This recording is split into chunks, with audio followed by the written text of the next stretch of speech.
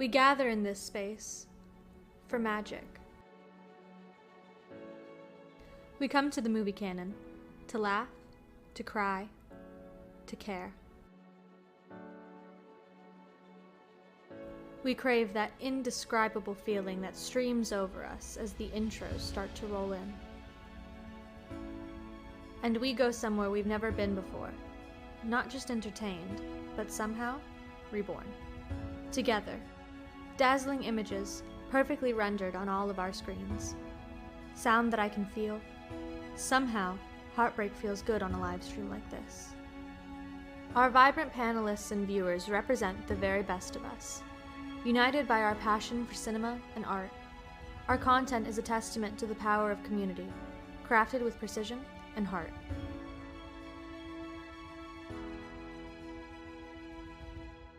Because here,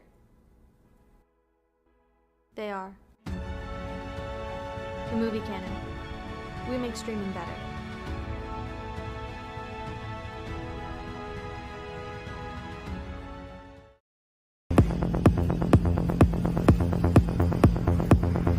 Like, comment, subscribe.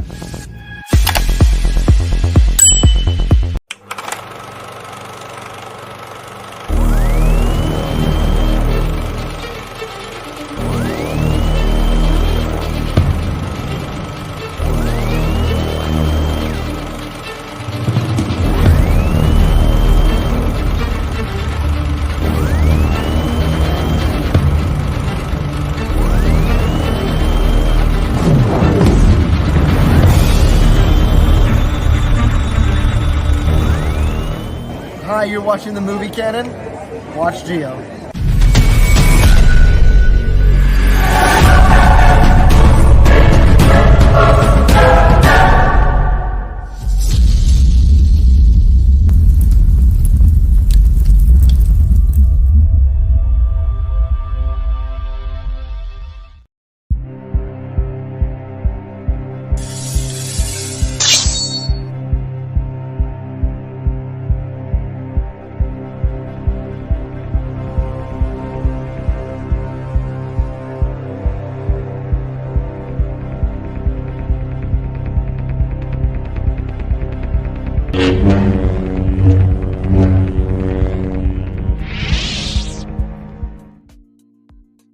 Hello, everyone. Welcome to my YouTube channel, The Movie Canon. I'm Giovanni, and this is Figures Talk, episode number 23. It is Sunday, September 15th, 2024.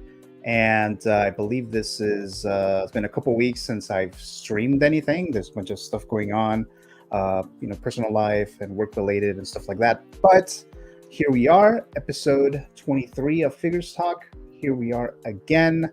There was something I was trying to play earlier, but for some reason it wasn't working, technical difficulties, so you might have seen like a little clip that never actually played, but hopefully we'll fix that. But for tonight's episode, we have a few pieces of news, 1/6 scale figures related. We have the Obi-Wan Kenobi that was released earlier this week. We have the announcement of the T-800 Hot Toys figure, and there was this random figure that was announced from I don't know if it's a third party or not. It might be licensed because I do see the name of the character. It's an Edward Scissorhands figure, which we'll talk about in just a bit. And the main thing we're going to do, not the main thing, but the first thing we're going to do here is there is that Beetlejuice popcorn bucket giveaway that for some reason I'm having trouble giving away, kinda.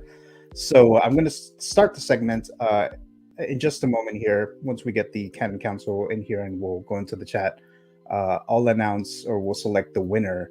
If you're in the chat right now, I believe from the ones that I've seen, I believe you already commented in the post on Instagram. If you haven't done so, this will be the time to do it now, because that giveaway is going to be the very first segment of the show. So hopefully the winner who is selected in the little race that we do, hopefully you're here. If not, I'll choose a second one. If they're not there, I'll choose a third one. If they're not there, I'll wait 24 hours.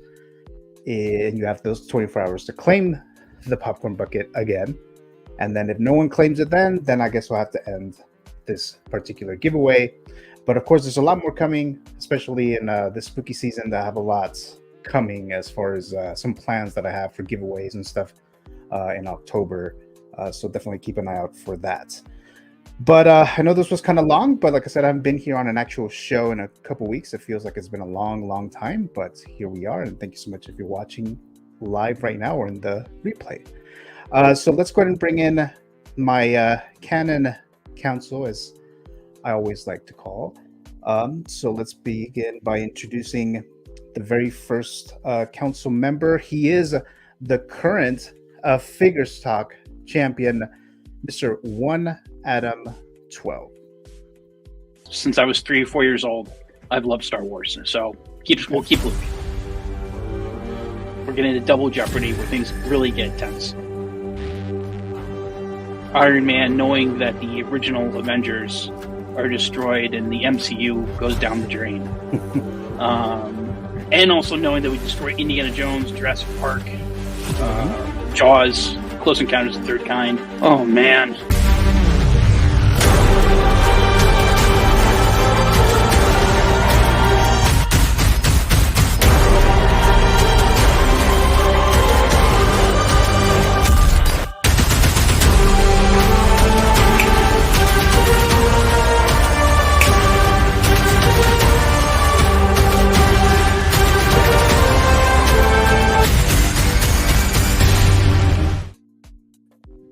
Adam, how you doing? All right. Hey, 2 weeks, little 2-week vacation here. So after seeing that intro, man, I am super pumped to talk figures. But before anything, I want to praise you. Big congrats, Gio, to you, over, I believe, 12,000 subscribers. That is a monumental accomplishment. And that's a testament to the great content you produce. Every week, a couple times a week, your videos, the wonderful streams I've been fortunate you've invited me to be a part of. And, I think just in the words of Stan Lee, but it's also the motto of my home state of New York, Excelsior, ever upward. And so great news for you and more wonderful things to come. Looking forward to tonight in the panel. Nice. Thank you so very much for that, Adam. Greatly appreciate that.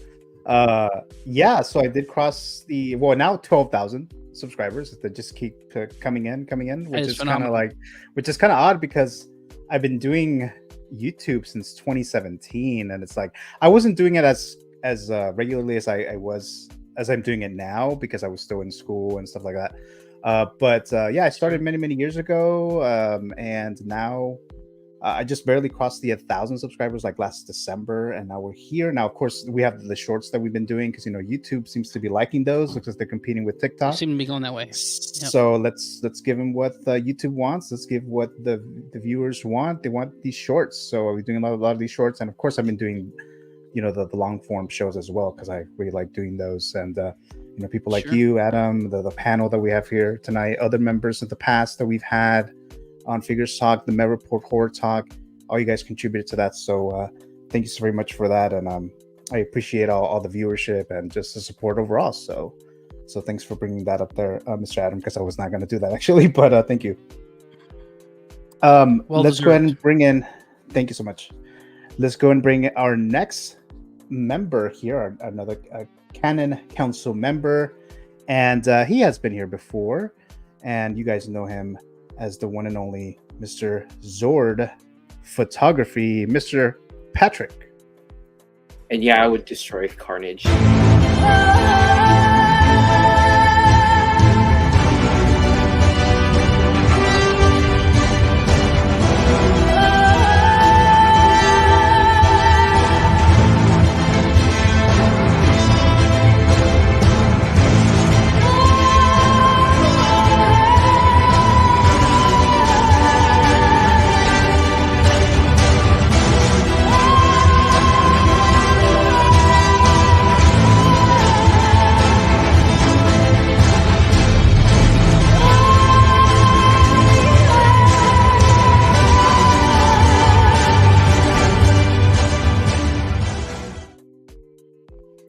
Oh crap!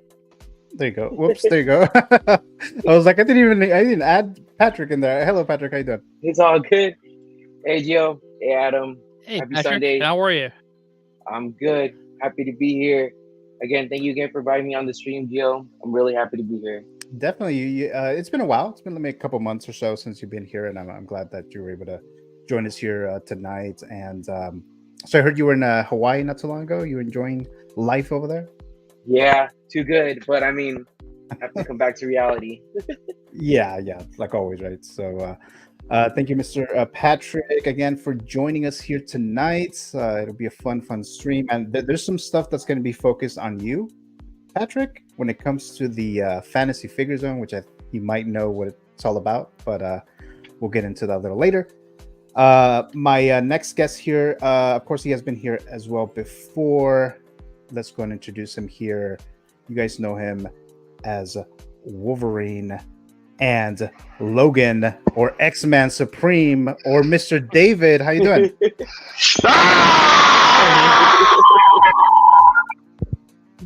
Yeah, who needs an intro when we got that right there?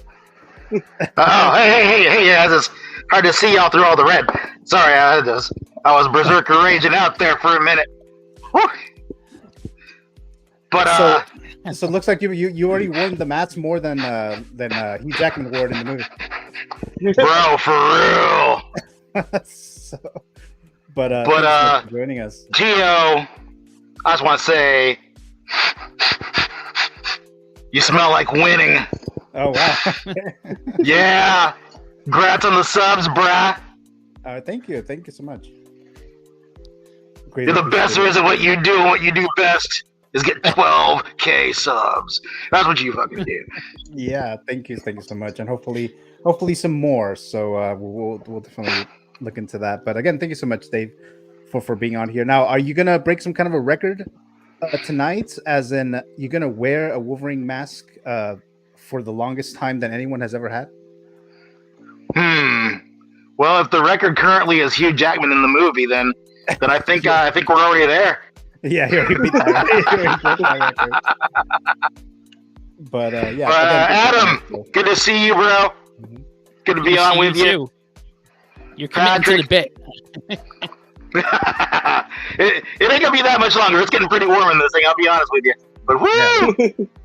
I gotta tell you, is there a chin thing? Is that go under the chin? Oh yeah. There's a chin strap here. It's attached with Velcro and elastic on the sides here. You can't really see because it's pretty well hidden. But yeah. What is it? A It is Marvel removable, Legends? though. What is it? Oh Marvel no, this Legends? was my boy Matt over at Vision Arts on Instagram made this up. Oh wow. Oh yeah, he did a really good job on it. He's Yeah, got, Halloween costumes. That doesn't look Oh, like yeah. it'll be comfortable though for a long period of time. you know, it's actually a lot more comfortable than you might think. It's 3D Oh, okay. printed, but it actually feels really good. And I got this bald head going on up here, and it's just like I don't even feel it. It's crazy. Oh, okay. I'm actually wearing earbuds underneath this, and I don't know if you can hear them. They are rubbing a little bit. I don't know if you can notice as I'm talking or as I'm up. I just hear like a little noise Okay, when you yeah. move your head, but not when you're It's talking or whatever. Yeah. yeah, it's they're in there. It's not uncomfortable to have them on. They're pretty tight, but I could probably do this for an hour or two actually. Okay. All right. So I guess we'll see. But Oh, yeah. no pressure or anything. But you know, see how long you last on that. But again, thank you so much, there, Dave, for joining us here tonight. Like always, really appreciate it. And then you Hey, do. Patrick, I'm sorry. Go ahead. Patrick, I got to ask. I'm a little worried for Spider-Man there because whenever the Green Goblin shows up, it's usually bad for one of Spidey's friends. Yeah, well, like I said, I came back for vacation and I forgot to clear out my table. So it was a coincidence I left them behind like that. Okay. I got him. Nice. Oh, perfect. But I was gonna say, Dave. Okay, so you have unofficially unlocked a intro. So if you want one, I'll make you one for the next one you want. So we'll be working on that. But, Hell yeah. there. Ah! There you go.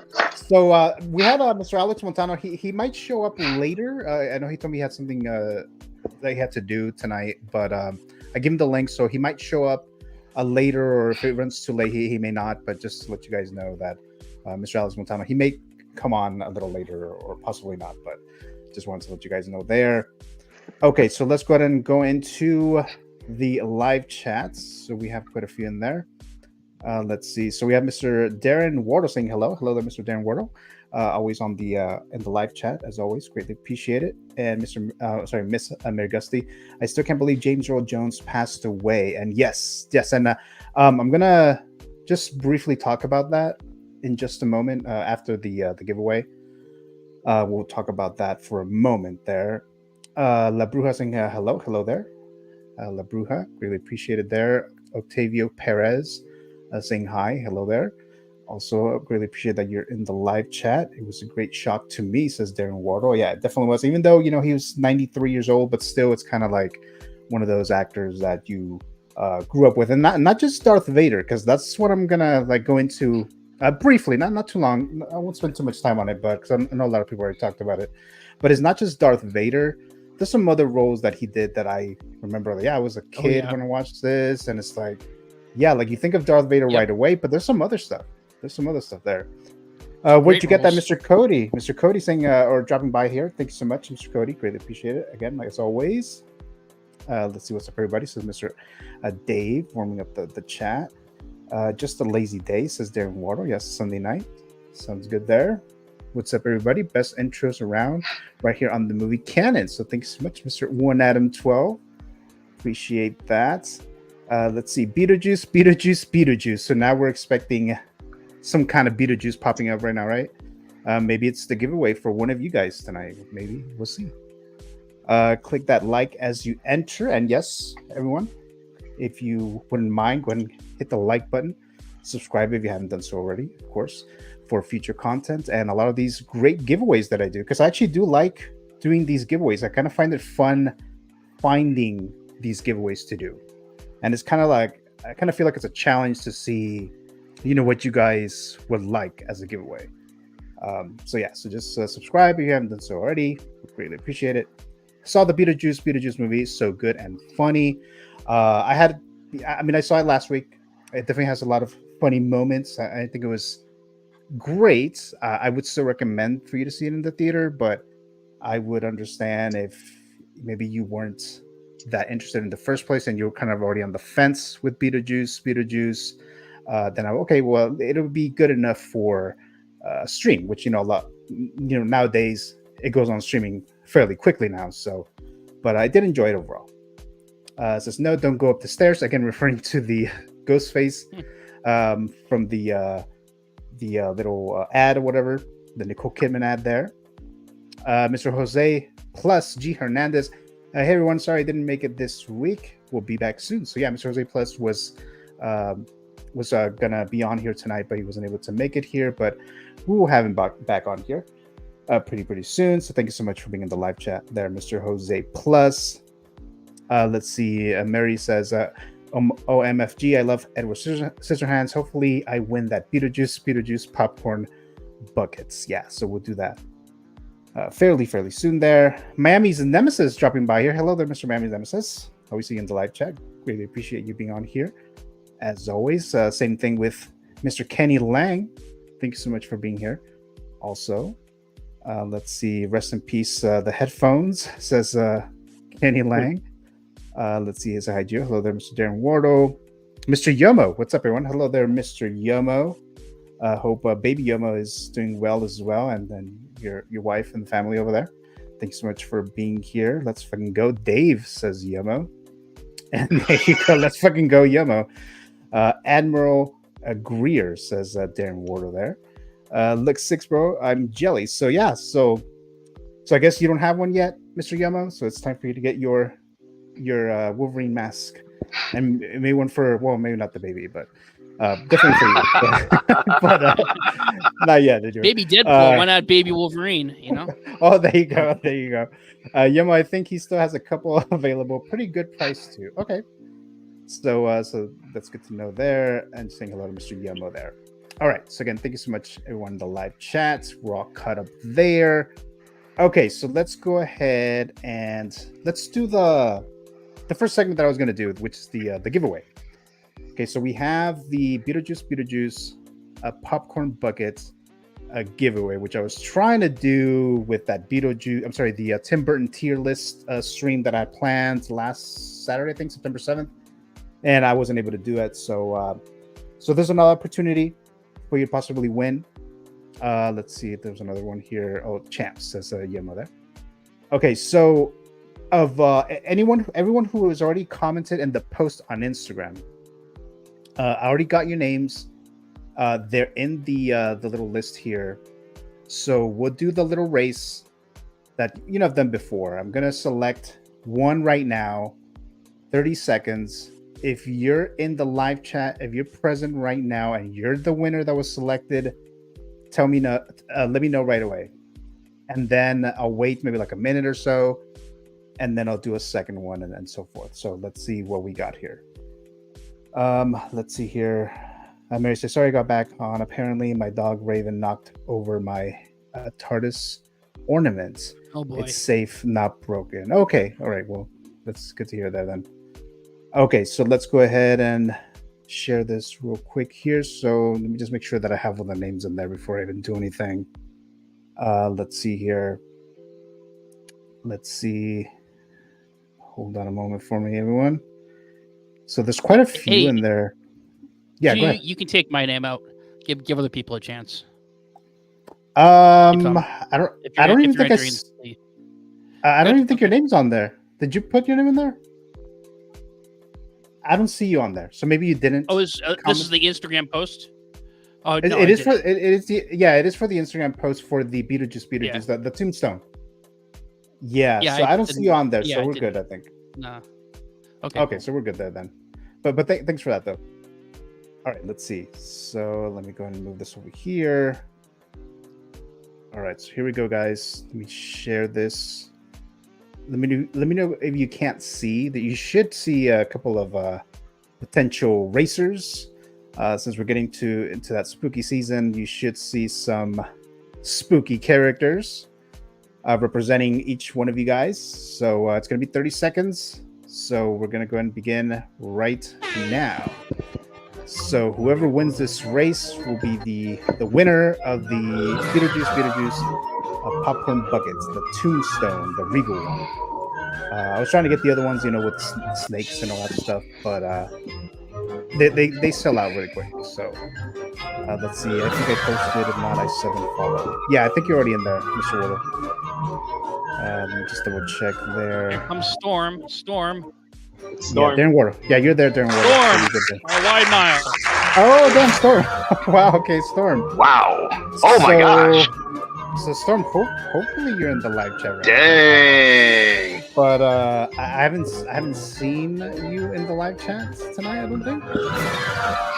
Let's see. So we'll wait about a minute. So Storm, if you are in the live chat right now, you were the first selected winner.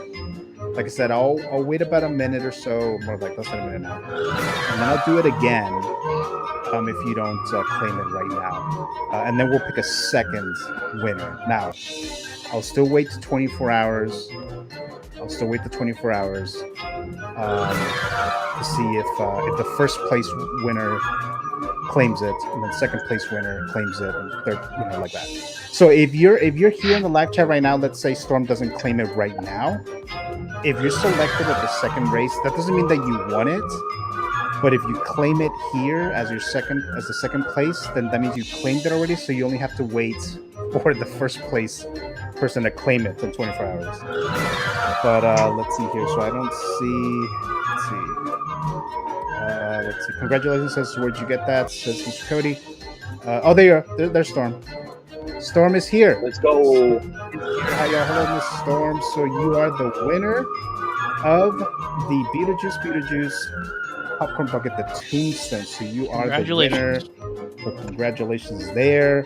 Message me on Instagram, and I believe you won before. I know you won before. So let me know if there's any changes with your address. But go ahead and send me the address again, just so that I don't have to go and scroll and look for it.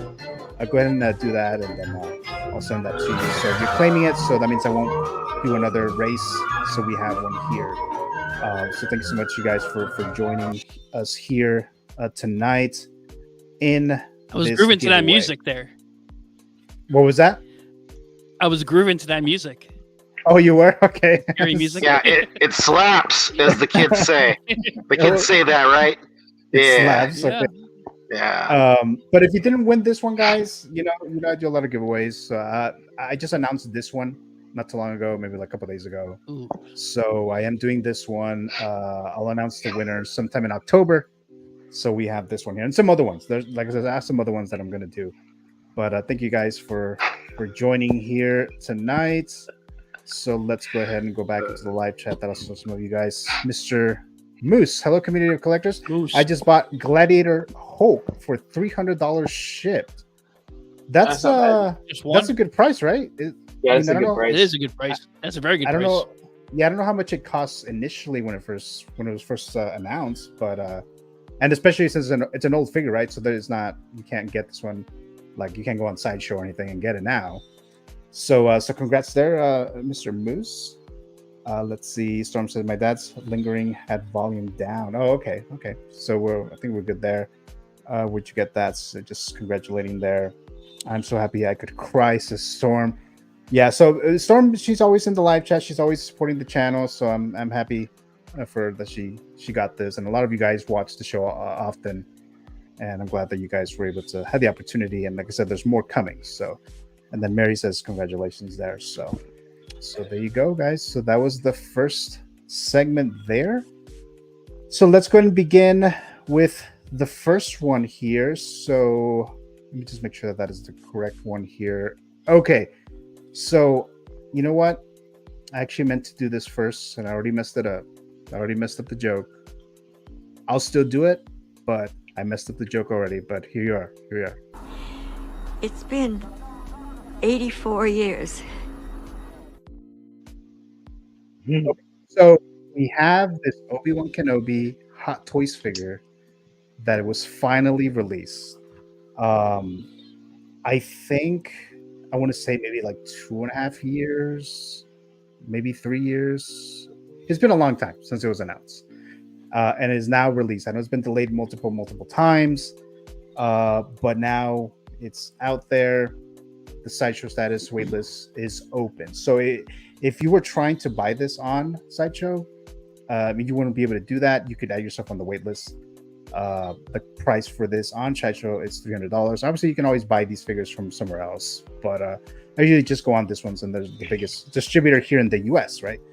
So we have this, and I know I think they changed the updated the head sculpt, right? Because it definitely looked quite different than the one before.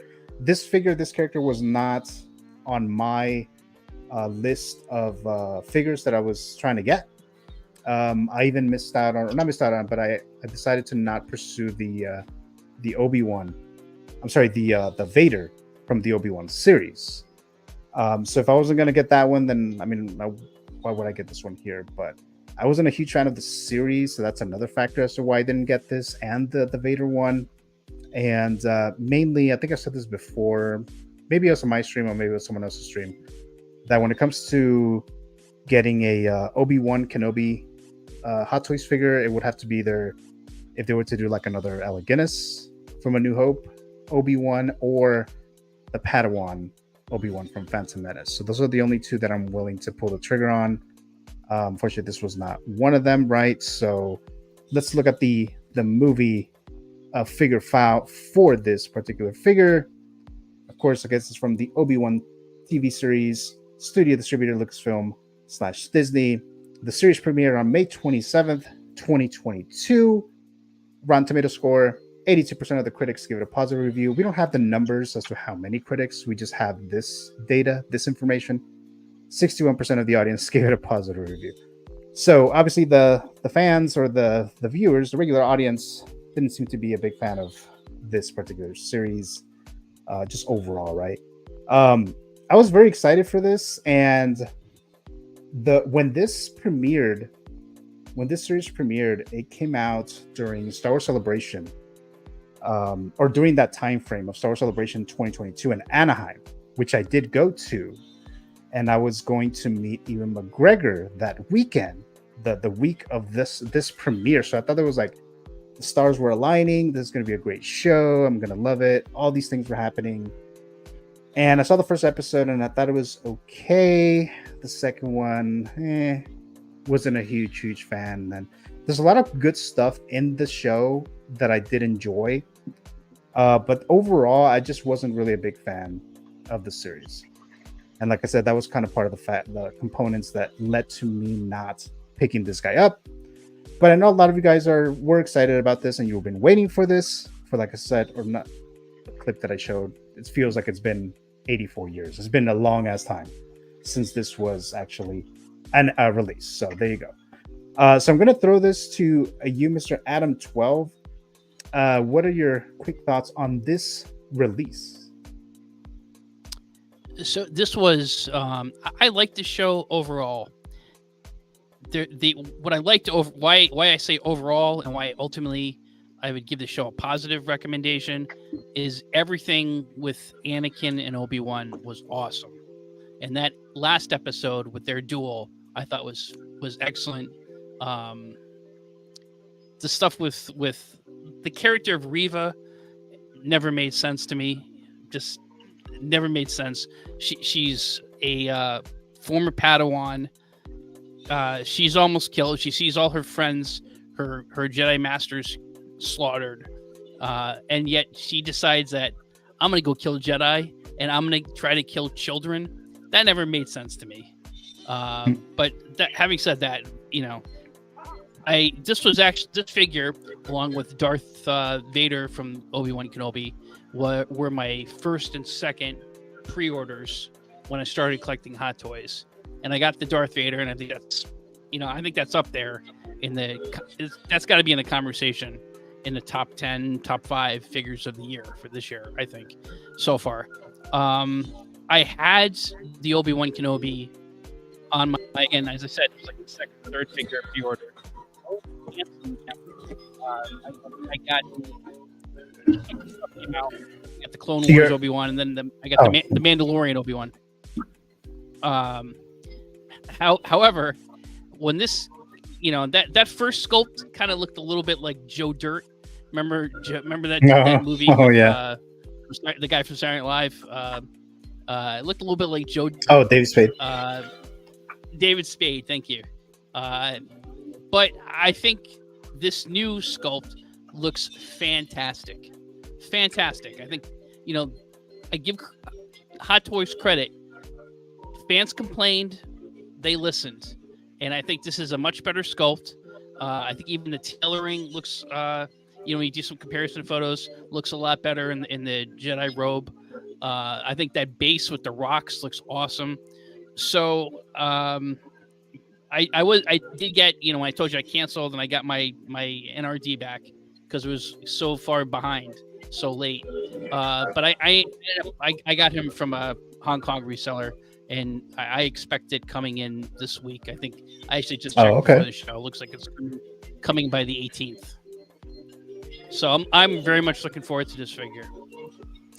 How many Obi-Wans do you have now? I have Old Man Obi-Wan, Alec Guinness from A New Hope.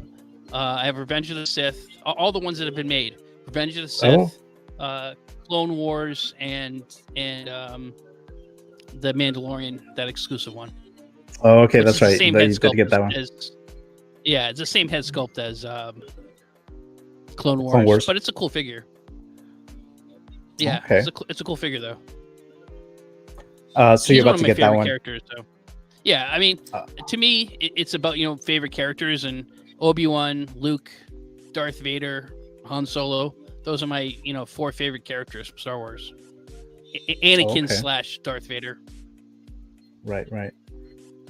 Let's get into live chat here, Mr. TJ Mike, aka King Churro. Happy Sunday, gentlemen. Hello there, Mr. TJ Mike. Thanks so much for being here in the live chat. Greatly appreciated there.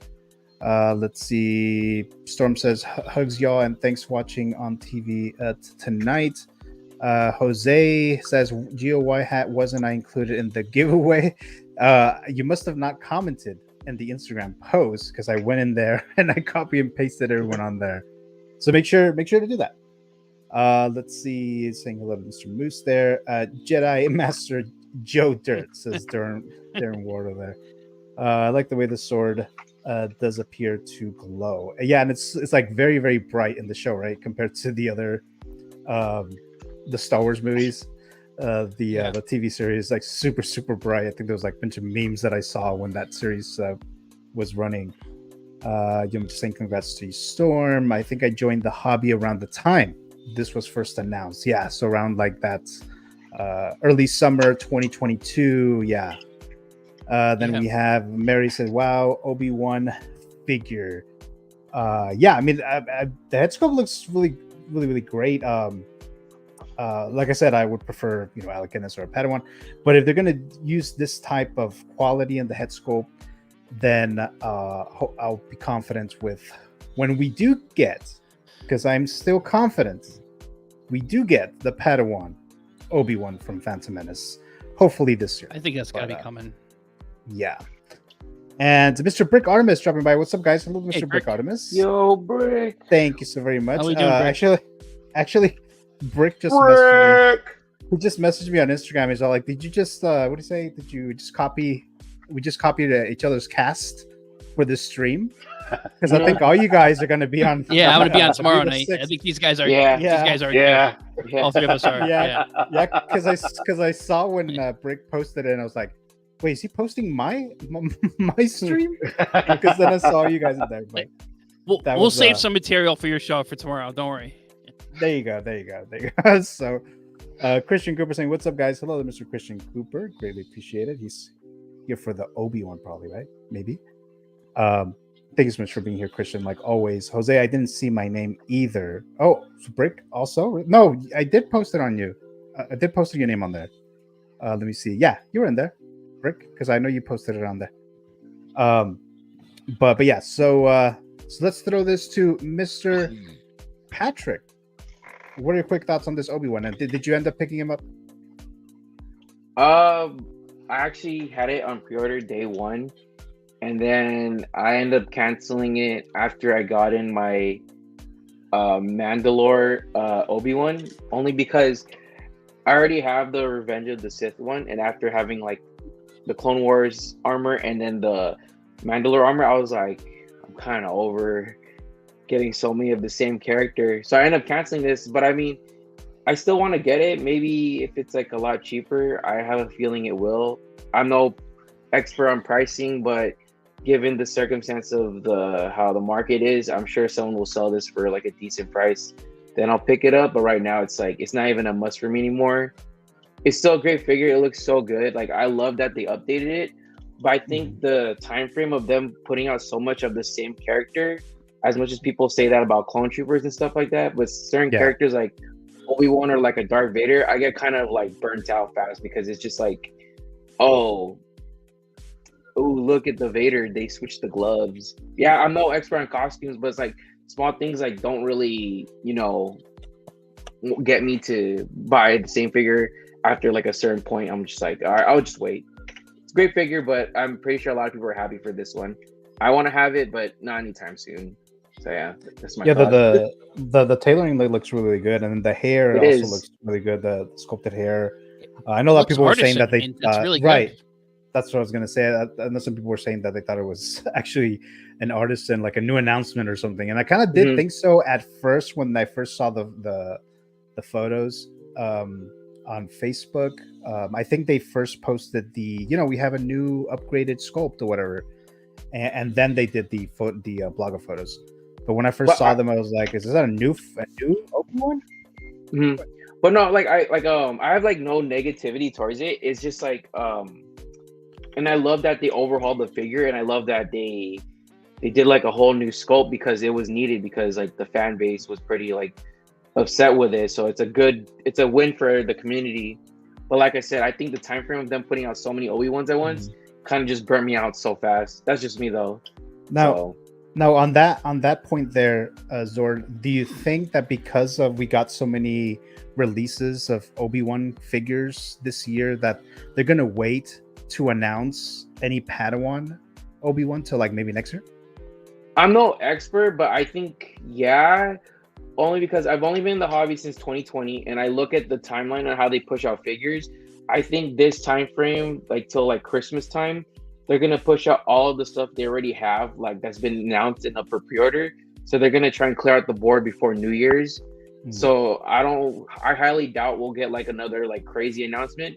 I mean, if we do, we will. But for right now, I think like they're kind of done, and they want to push out all the stuff once like the holidays start rolling in, because it's practically September and it's October, then it's like Christmas time. So they're gonna try and clear out before the Chinese New Year. That's what I've seen. Right. And this little box here, have they done something like this before for lightsabers when it comes with a little box like this? No, but I think this is pretty unique for a Star Wars accessory. Yeah, it's better than like a straight up hologram. Wait, didn't Rey have one?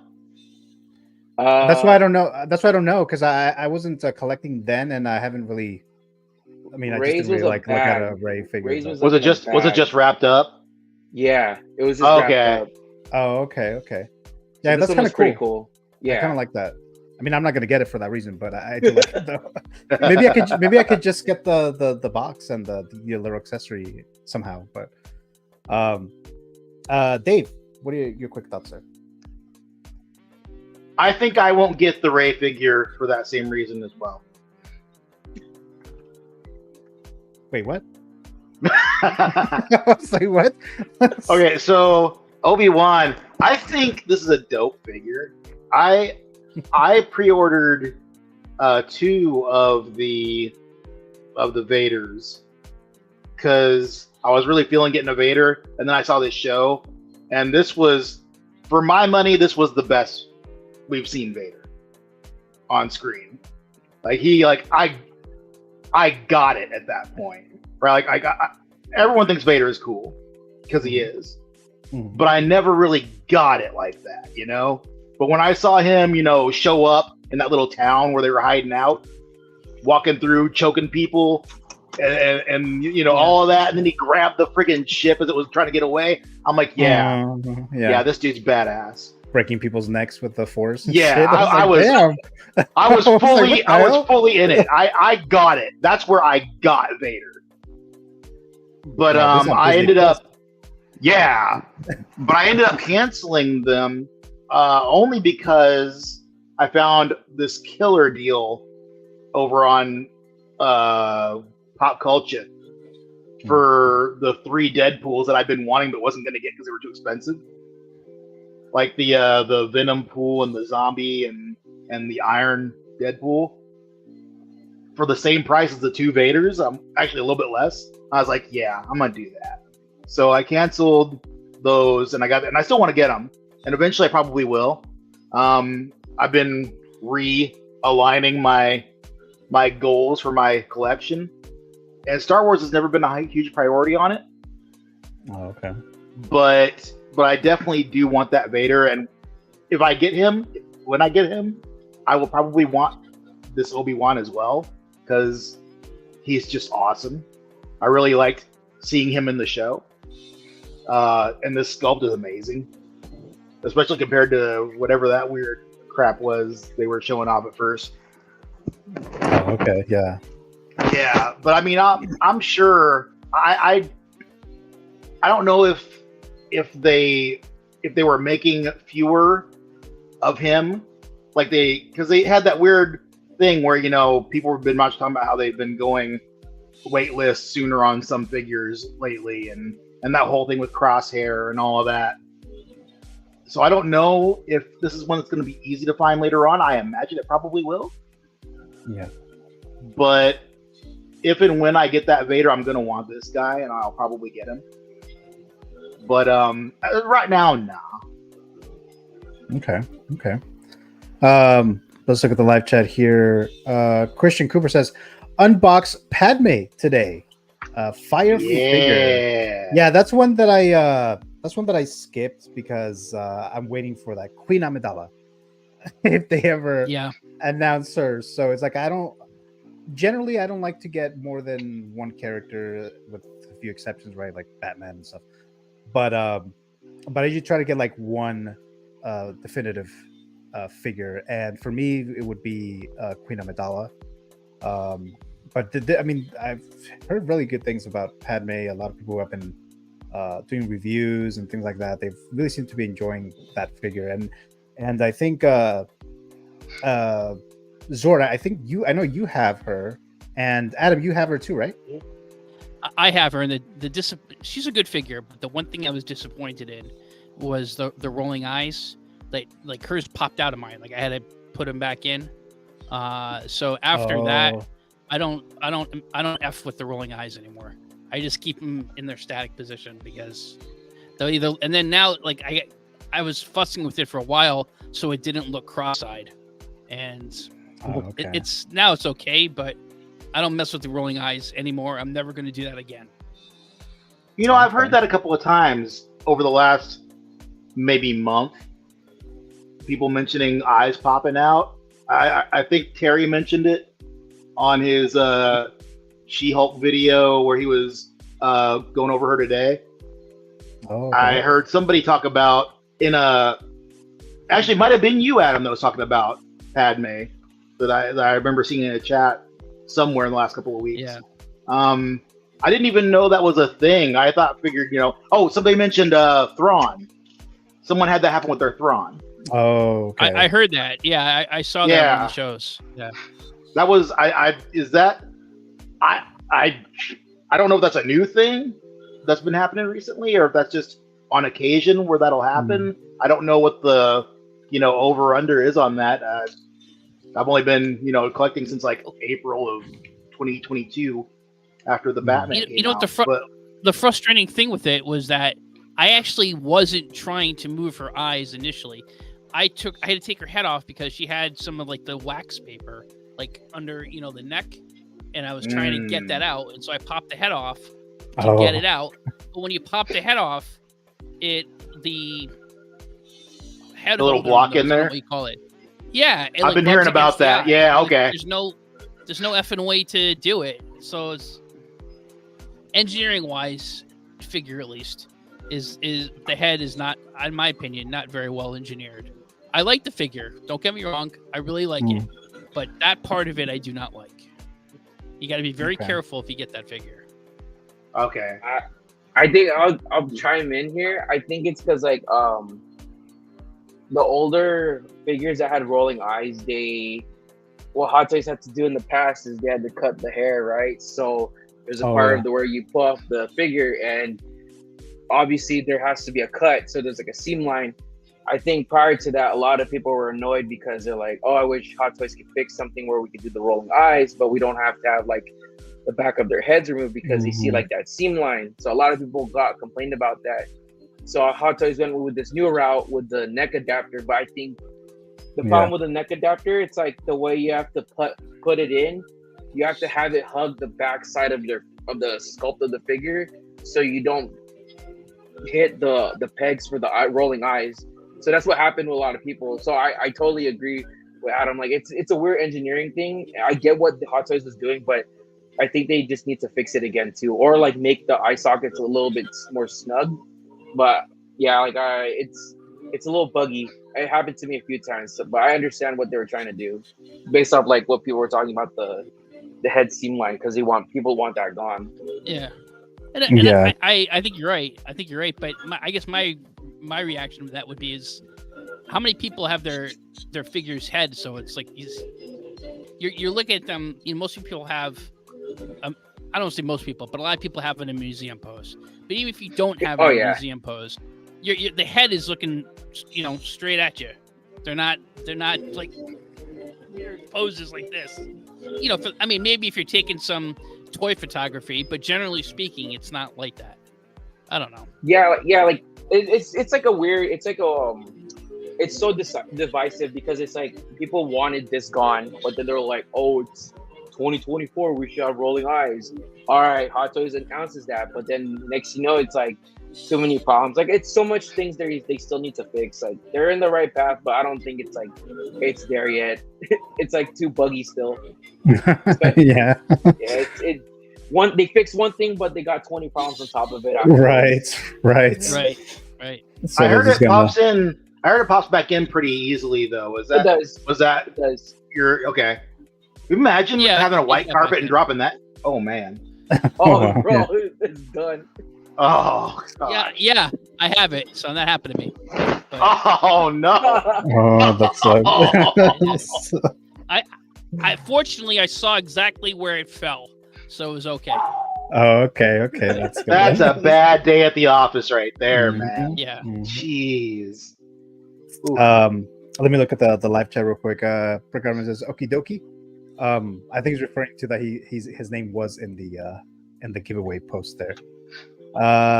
Christian Cooper and pulled the trigger on a Jake Sully waitlist conversion, and you have that one, right? Patrick, you have both, right? I have both, and honestly, out of the two, Neteri is so good. Like, aside from the seam, obviously the exposed joints, it's such a good figure. It's a massive figure. It is. It's like pretty big there. So congrats there, Christian, on that conversion there. I know, it's a good figure. Jose says conspiracy and it's rigged at Brick Artemis. Again, regarding the giveaway there. Let's see. Darren Wardle says Vader went from evil space wizard to evil badass space wizard in Rogue One. I really like that scene in Rogue One. That's pretty dope too. It's a really good scene. I just really liked it. Mary says Vader figures are badass, and yes, I would definitely agree with that. I know they do more Vader because of James Earl Jones, and yes, we'll get into that James Earl Jones because I actually did forget to go into that segment, but we'll go into that in a bit here. My brother Matthew is driving by. He has a shocked emoji or surprised emoji there, so thank you for dropping by there, Matthew. Kenny Langs, or they can do the eyes magnetic like J&D, says Mr. Kenny Lang there. You can. That's actually not a bad idea. Yeah, it is a good idea. Yeah, I mean there's plenty of options that they could test with or whatever, and then we'll see what happens. Next time we'll see something completely different now for the eye function there. Let me just go back to this real quick, right? So I was kind of blocking it right there, but James Earl Jones, just very quickly here. Darth Vader. A lot of you guys know the actor from Darth Vader, the voice of Darth Vader, voices, CNN and things like that. Growing up, there was a lot of movies that I watched that he was in, and I kind of didn't really think about it. When I saw his passing, I was like, yeah, obviously Darth Vader, another OT Star Wars actor passes away. But then I was thinking of like all the other movies that I saw growing up, like The Sandlot. I don't know if you guys ever saw The Sandlot. He was in that. And Field of Dreams. I know a lot of you guys know that I'm a big fan of like Halloween and horror and stuff like that. And James Earl Jones voiced the aliens from The Simpsons, or I don't know if it's both of them or one of them, but he voices, I forgot which one it is, one of the aliens, or maybe both, I don't know. So I think of that when, especially growing up when I was younger, when I watched those Halloween Treehouse of Horror episodes or whatever. That takes me back because he's only in those first seasons of those horror or Halloween episodes, and then he also voiced the that episode with Homer with the Raven. That one episode that he's like reading the story or whatever, in another Halloween episode, and he did the voice for that. And so he was a great actor, and I think I mentioned this. I believe I mentioned this to Alex. I believe when I saw that he passed away. I think he passed away on Monday, right? So I kind of I told him that I was like, I kind of feel like decades older now that James Earl Jones has passed away. I don't know how to describe it.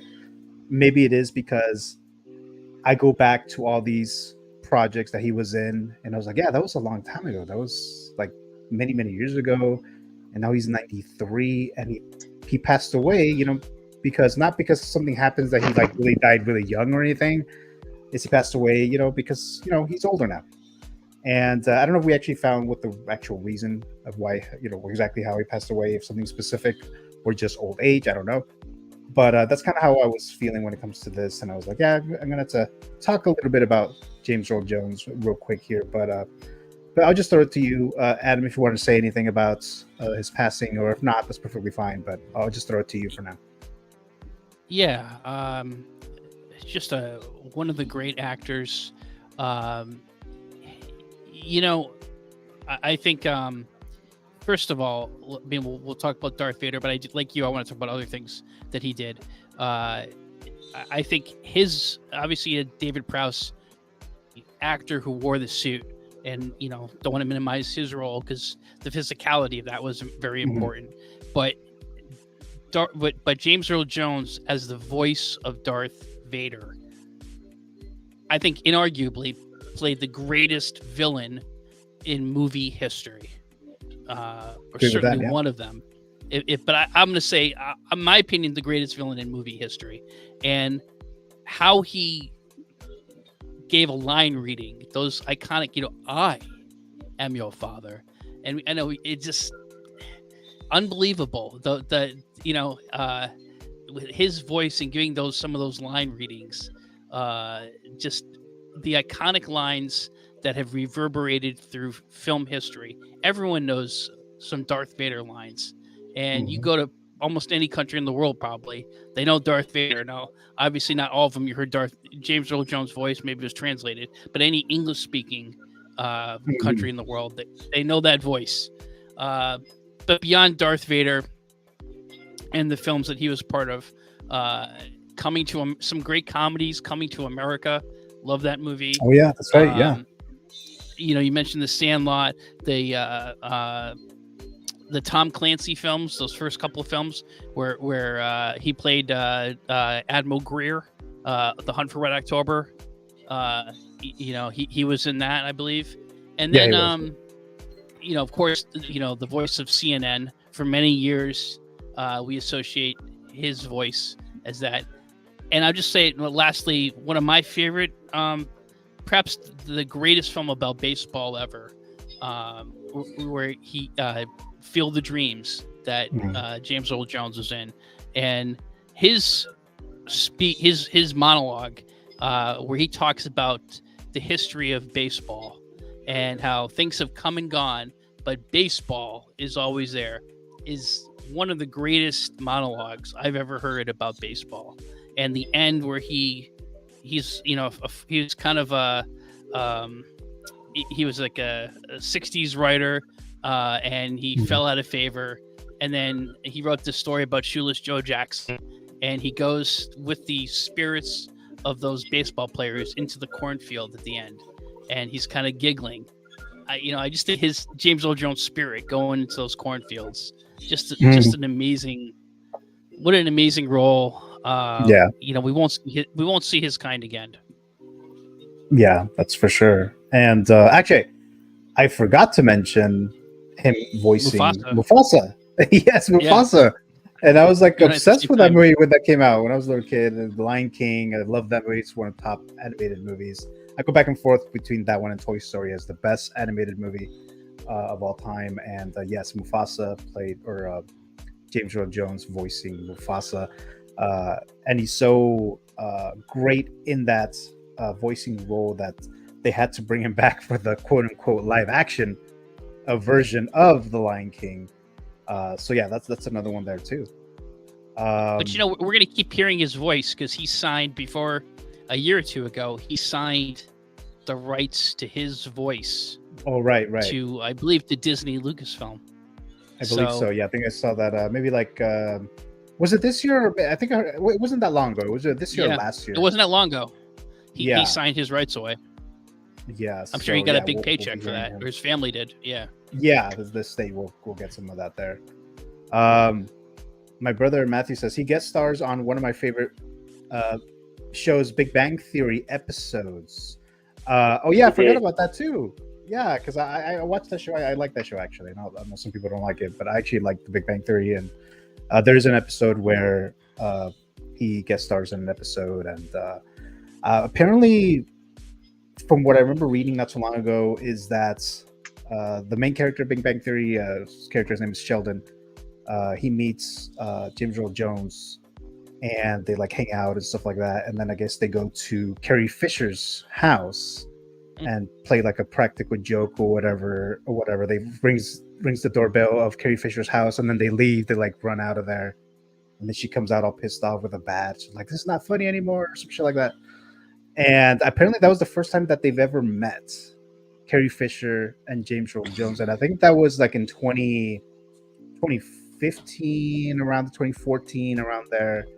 And so I thought that was kind of an interesting factoid there, that they've actually have never met, because why would they, right? Because it's just James Earl Jones' voice. He wasn't ever on set where they would be together. So I thought that was kind of cool there. Let's throw this to you, Mr. Zord, if you have any thoughts on this real quickly, if you like. Yeah. Caught me off guard. I was already on vacation. When I heard, I was like, ain't no way. I'm on vacation. You can't be dropping like flies like this. But yeah, like the first thing I thought of when I thought of his passing was because I actually grew up watching Lion King, so that's the first time I knew it was him. I didn't even know till Vader till like I was a bit older, but still, regardless, like his voice is so iconic, and just hearing this, it just hurts. I mean, I hope it's because of old age, but who knows? I really do hope for the best for the family, and I know the fan base is hurting, but I really do hope whatever they do with his voice, I hope it's for like good things, and like it comes with good content and everything, like going forward with Star Wars or anything in general, to be honest.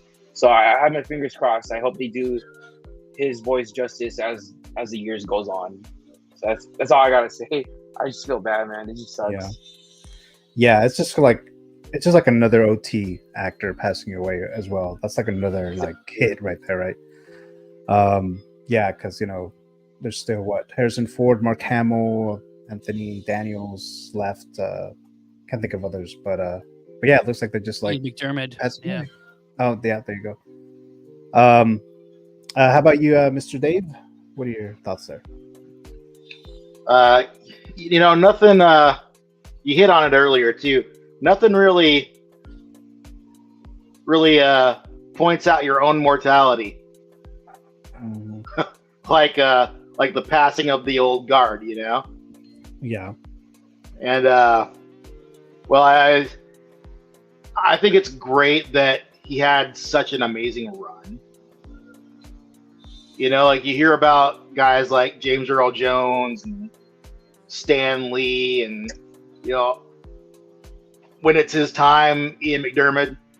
You know, when you hear those guys passing, for me at least, all I can think of is they did the damn thing. You know, like they very few people in this world, despite what TikTok would have you believe, are iconic, you know, and we have so few of them now compared to what we've grown up with, and this guy was definitely at the top of that pile. So it's there'll never be another James Earl Jones for sure. And I think that it's great that we were able to be in a time where he existed, and we're able to celebrate what he's done, what he's brought us. You know, that's fantastic. Yeah. And I can't help but think he went out, you know, just really proud of what he accomplished. And I think that's the best thing in the world right there, man. I feel like if someone can do that, then they won, no matter what. I think it's a great loss to the world. Like, we need more of this guy. But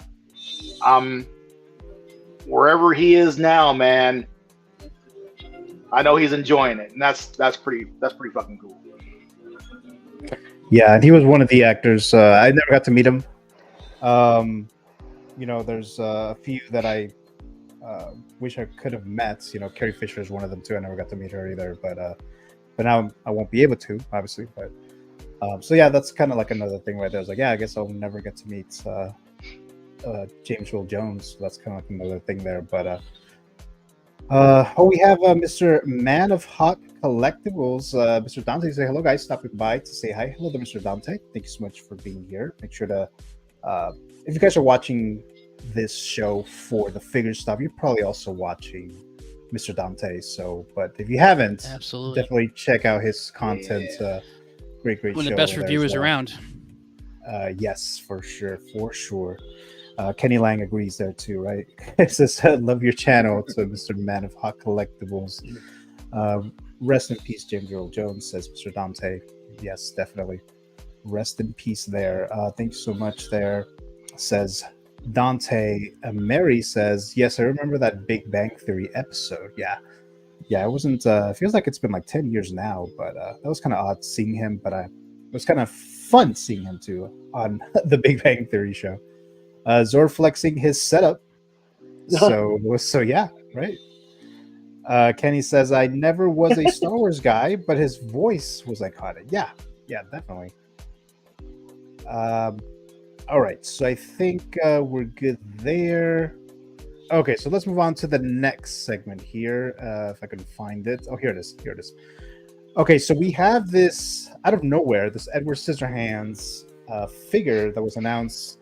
When I first saw it, I thought it was a Hot Toy figure because I saw the word artisan in there, and I was like, wait, Hot Toy is doing an artisan Edward Scissorhands? And I was like, well, maybe because, you know, the whole Beetlejuice Tim Burton situation right now, maybe, I don't know, but it's not. It's another manufacturer, which I've never even heard of before. Like I said, I've been collecting less than 2 years now, or fewer than 2 years now.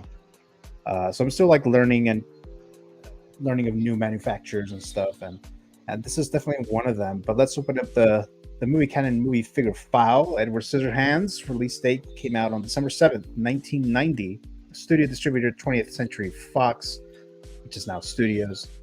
The reaction from the critics and the audience are as follows. 90% of the critics gave it a positive review out of 68 reviews, and 91% of the audience gave it a positive review out of over 250,000 submissions. The worldwide box office of this movie is $86 million. which doesn't seem like it's a lot, but that's in 1990. 1990 was a It pretty was- good haul. Yeah. Although I don't think it was a movie that you would expect to be huge box office wise anyway, but it definitely profited for sure.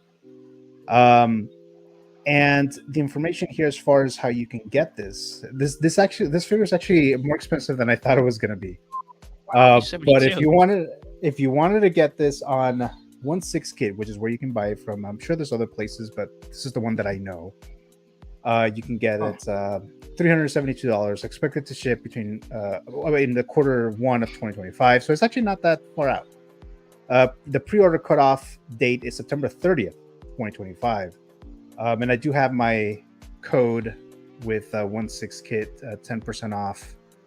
If you were interested in picking this guy up, even like I said, it's pretty pricey. So a movie canon, it's the discount code there if you were interested.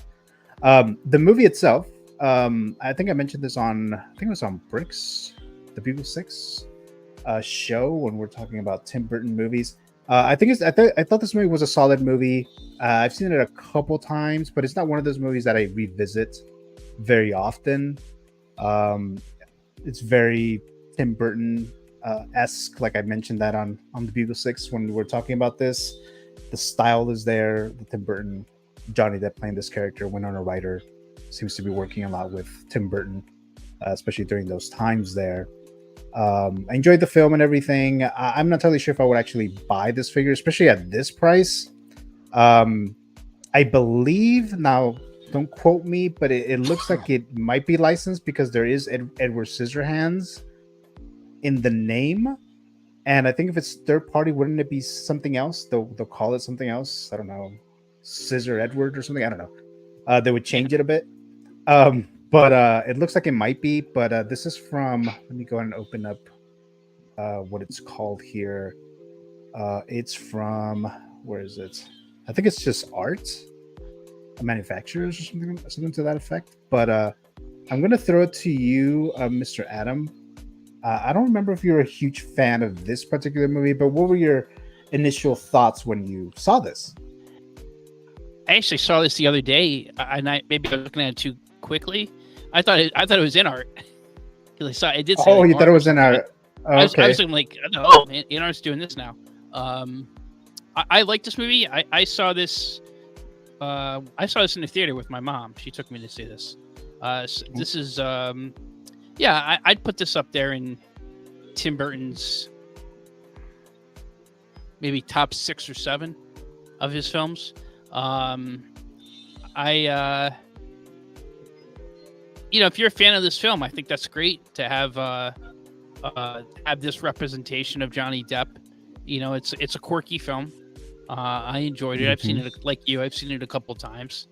I wouldn't say it's one of my favorite films, but it's an enjoyable film. It's an interesting film. I definitely can see, for those who are big Tim Burton fans or Johnny Depp fans, they're going to want this as part of their collection. Yeah. I think it looks good, but like I said, it's a lot of money for a figure that's not, a hot toy artisan or an in-art. So, and like I said, it's not a movie that I was. What was that?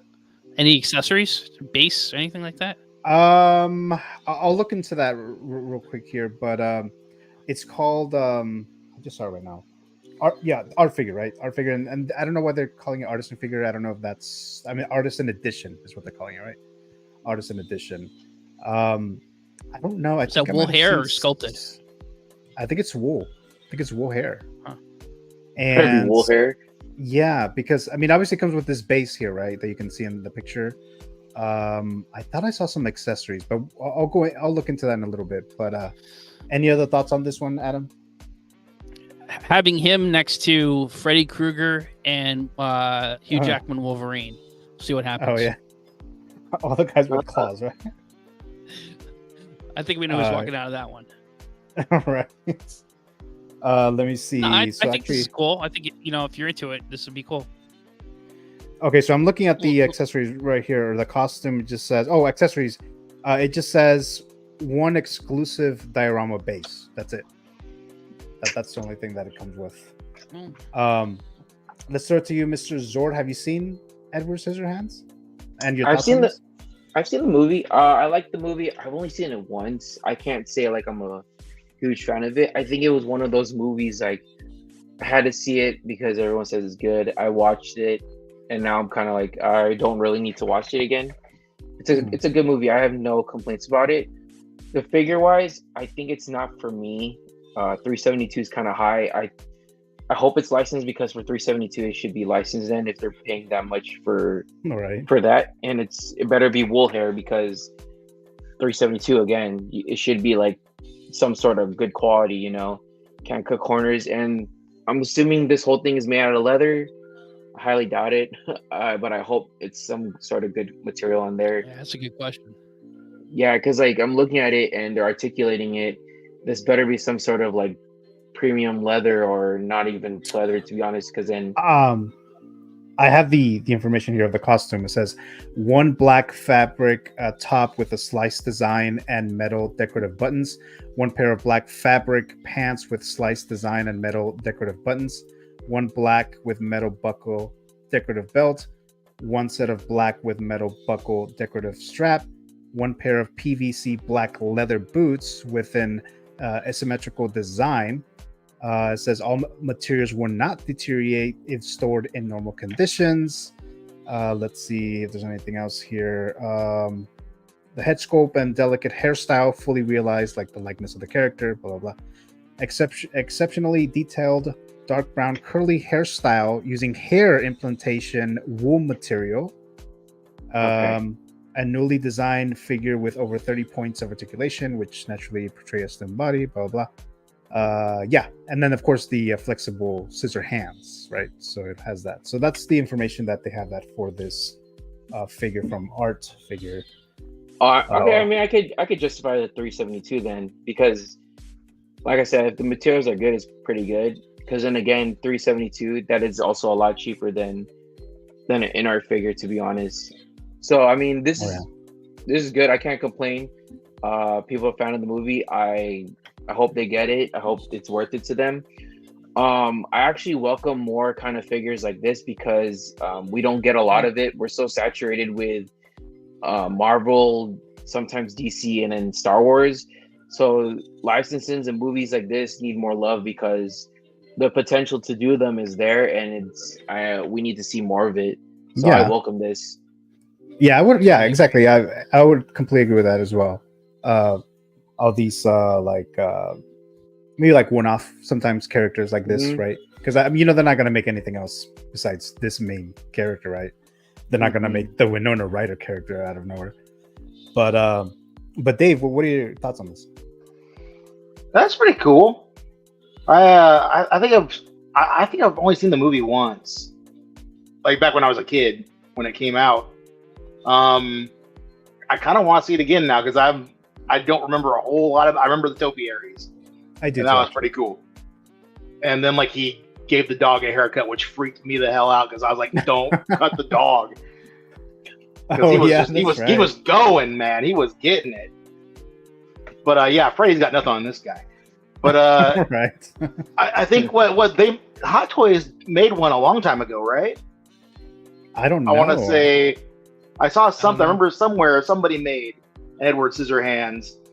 But I mean, if you want like a fresh new one, this is the only game in town. So it's pretty good. I think. If Hot Toys did, it must have been a really long time ago. Yeah, maybe it was Hot Toys. I don't know, but like somebody, I think I know I've seen an Edward Scissorhands figure somewhere. Oh, okay. But I don't know if it was them or Sideshow or maybe it was. Who knows? But I think it's pretty neat. Not something I'm clamoring for, but I'm sure there are fans out there who are really into it. That'll definitely pick it up. Yeah, definitely. Brick says they did a long time ago. Oh, he did. Okay. Oh, okay. The Hot Toys did a long time ago. Let's see. We'll have just imagine getting a hand job by Edward. Wow. Okay. Jeez. Wow. That was random as hell. Okay, all right. Hey, there's a part of the internet where they're into that. So, Kinky. Yomo says this third-party figure and the Peak Art Studio Kung Fu Hustle figure caught me by surprise this week on how they look. Oh, so that one. I think I saw a figure earlier this week on 1/6 Kid. Was that the one that you're talking about? The Kung Fu Hustle? Or is that a different one? I'm not totally sure. I didn't really look into that one too much. Kung Fu Hustle. What? Yeah, that's you Which one? have you seen that movie? I know there was. Yeah, I didn't know there was a figure. Which Yeah, character? it came out. I think that the lead, the main guy. I forgot what the guy's name. I think that's the one that Jim was talking about, but I'm not entirely sure now. Brick says Hot Toys needs to make Make one. Oh, make one. Make one. Okay. Yomo says Brick, yeah, saying agreeing with that there. Mary says, okay, it looks badass. I have the Blu-ray movie of Edward Scissorhands. Johnny Depp nailed as Edward Scissorhands. Yeah, he totally did. Yeah, that's one of the great performances of him. I mean, he has many, but this is definitely one of them there too. I didn't realize it is licensed. Yeah, like I said, I'm not 100% sure. I'm just guessing based on the fact that it says Edward Scissorhands and the price, right? Almost $400. So that's why I'm guessing. Kid posted a close-up video of this on Facebook, says Mr. Yomo. I haven't had a chance to see that one there. Brick says top 10 movie for me. And yes, Hot Toys did. Okay, so they did. Oh yeah, you already mentioned that earlier there. Yeah, long ago. Moose says, did I mention that I bought a Gladiator hook for $300 ship? Yes, you did, Moose. You mentioned that earlier. You bought 3 of them. Right. And it was sounds like it was a good price, right? And then it just says nice, Moose. All right. This was if I recall, this movie was it really started to make Johnny Depp a star, if I recall, because he was in a TV show called 21 Jump Street before this. Yeah, he was in Nightmare on Elm Street Part 3, Dream Warriors. He may have had some other bit parts and stuff, but he was in the very first Nightmare on Elm Street. The first one. It was the very first one. He was in the first one. What was he was Nancy's boyfriend. Yeah. First one. Yeah, my apologies. I think that was his debut, if I'm not mistaken. I think that was Nightmare was. Yeah, I think that was his very first movie. Yeah. But this was his first kind of I think this is his first major mainstream film. Well, someone in the chat will correct me if I'm wrong. I don't recall. What year was this? It was 1990. 90. I remember Depp Dew being a thing, like the hair gel. And I don't remember if that was before. Yeah. I don't remember if that was during this or if it was during 21 Jump Street. I remember a lot of people were talking about him on that show for a while. Like he was like the heartthrob at the time. Yeah, I think it might be actually, Adam. I think it might be this 21 Jump Street.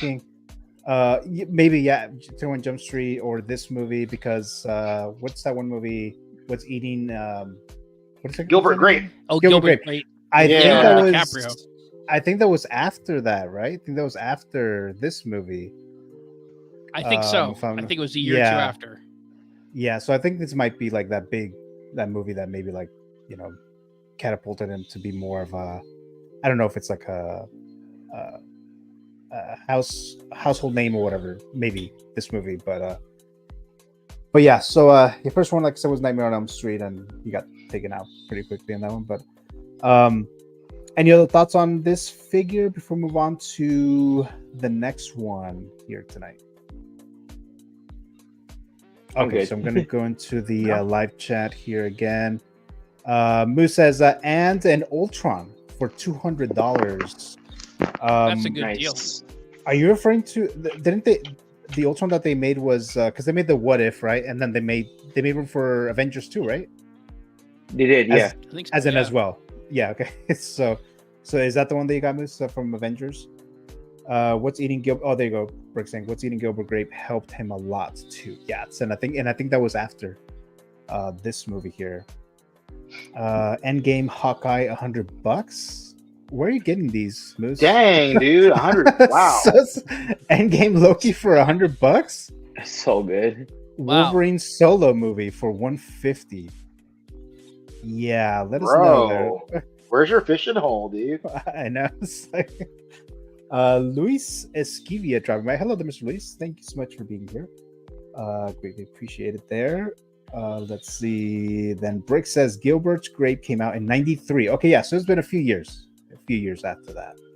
But Crybaby came out before Edward. Oh, yeah. It did. Oh, I forgot about Okay. Crybaby. I was Yep. gonna say that, but I thought it was actually like 93. Hatchet face. Yeah, but I Yeah. don't know how popular it was when that movie came out, because I found out about this movie like later in life. Crybaby. I think I was already an adult when I was like, "What is this? Like Johnny Depp is in this musical thing?" But yeah, I guess it came out before. Says Mr. Brick Adams. Then we have Yomo saying, "Wow, that's insane!" To Mr. Moose with all these deals that he's getting somehow. I'll give him my fishing hole for a small price, he says. So there you go. All right, so I think we're good there. Okay, so let's move on to the next segment here, and I need to find a video clip here, guys. So just bear with me here. So here we go. Terminator, T-800. What are your thoughts? Yeah, man. Huge fan of Terminator. Grew up on it. All of the series, all the movies. So like, it doesn't like I want to see InArt do this because I feel like they would kill it. Hot Toys too, but I'll take any like Terminator related stuff. I want to see that happen. Everybody have like figures like that scream their childhood, like how everyone's getting like a new Keen Batman. It's like straight up like, straight nostalgia. But I'm like, come on, man, I want something too. Yeah. Mr. Zord back in Finally. March. Back in Dreams March. do come true. So, Facts. but with that though, Patrick, because I know I think you said that you would prefer an InArt, but you'd be okay with Hot Toy, right? But would this still be considered a fantasy figure realized for you, or do you still would have preferred InArt to do it? I mean, if InArt still does it, I'll pick it up too. Like I'll take Hot Toys and InArt. So like like I said back in March, any company that makes the licensed Terminator figures, I'll buy them. And honestly, them doing this finally, I'm just so hyped. Like I haven't been super hyped for like certain announcements for a while. I mean, I still get hyped, but this one, it's like a big deal to me. So yeah, I can't wait for this. I wish it would come out sooner, but I'll have to wait. I might have to pick up two just to have them in different styles. But yeah, I'm pretty hyped. I'm like a lost for words, man. Yeah, so it is a fantasy figure realized for Mr. Zord. So I think the first one was mine because I did the Palpatine from Revenge of the Sith, and now we have Patrick. Oh yeah, that's right. Yeah, and this wasn't even planned. Like me and Patrick, we've been talking about doing the stream of him joining us here tonight on this day, but that was like weeks ago. And they just happened to release or announce this figure this week. So I was like, how perfect is that? So it's like, and then for the fantasy figure, realize I tried to do I tried to like take a shot, to celebrate or whatever. I don't have anything like that. I completely forgot to get something. So the only thing I have is this. So I'll just drink from that to celebrate Patrick's fantasy figure realize. So we'll do that. Salud! So there you go. But let's open up the movie figure file. Like I'm sure everyone in the world knows this information, but let's go and read it here. Terminator 2 Judgment Day came out on July 3rd, 1991. Distributor TriStar Pictures. The reaction from the critics and the audience are as follows. 91% of the critics gave it a positive review out of 90 reviews. And 95% of the audience gave it a positive review out of a little over 250,000 submissions. The worldwide box office for this movie is $520 million. James Cameron, right? James Cameron. This is one of my... I feel like I need to do like a ranking of my favorite films of all time. This might be top 30, maybe. I wanted this figure, which I'll get into that in a bit, but the price for this, if you were going to get this on Sideshow, it's $350. Expected to ship between July and December of 2025. This was one of these figures that I missed out on because, like I said, I've been collecting that long, and I did see this on, online or even on Frankenstein's that they have it there, but they're like super expensive. And I was like, one of those other characters, one of those figures, I was like, let me wait to see if they do a 2.0. And you just never know, right? You just never know with Hot Toys. And of course, I've mentioned this many, many times that, the strikes, so it kind of pushed all these movies, these release dates, and therefore potential figures, potential characters. But they're going back, as we've seen this year so far, which we already guessed would happen, the year of 2.0s, right? And this is one of them. So I'm super excited. I know they teased this figure maybe like a month and a half ago during the summer showcase, I believe. But even so, you just never know, right? You still don't really know. Even if it is teased there, they may not do it still. But yeah, this week announced this Arnold Schwarzenegger from Terminator 2, Battle Damaged. This is the one that I would want, and this is the one that they announced. So this was a dopo for me, and I'm excited for this. So now I'm waiting for more because now I'm spoiled. but we'll see. So I'm just gonna throw it back to you one more time, Zord. If you have anything else you wanted to say pertaining to this announcement, I'll show the photos and stuff like that if you want to talk about that. Yeah.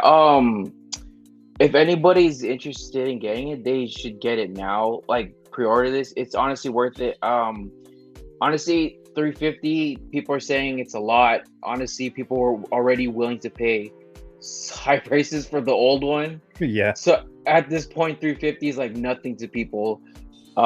They said it's leather, so I mean that's a win too. So like I said, I still think this is a win for the community. It's a must-have. I really hope they don't butcher the release because I noticed that apparently that would happen with the Keaton Batman. But like I said, I don't really care at this point. At least Hot Toys is doing it again and doing it at a decent price for me. So I'm pretty hyped. I hope they do the T-1000 and the T-800 endoskeleton.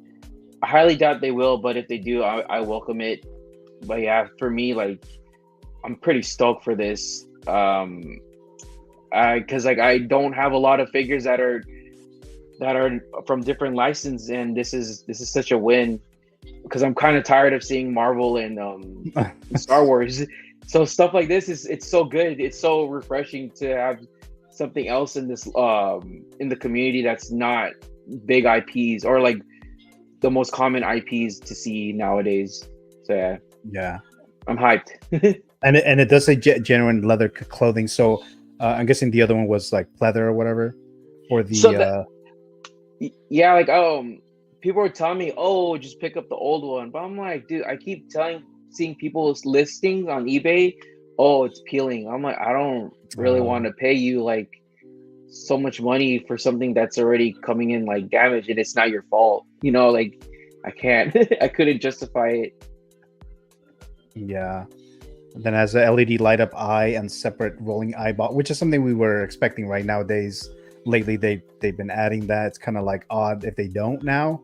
So that was kind of expected there. Adam, I believe you're a T2 fan, right? What are your thoughts?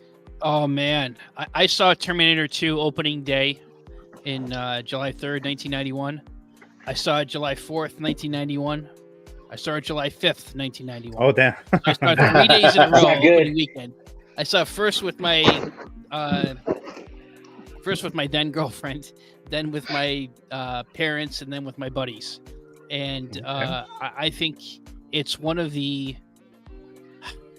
I don't know. You can make a case it's the greatest action film ever made. It's definitely, if it's not the greatest, it's one of the greatest action films. And the thing about the Terminator franchise is that it really crosses genres. It's science fiction, certainly. Action, absolutely. And it's a little bit of horror, too. It's such an awesome movie.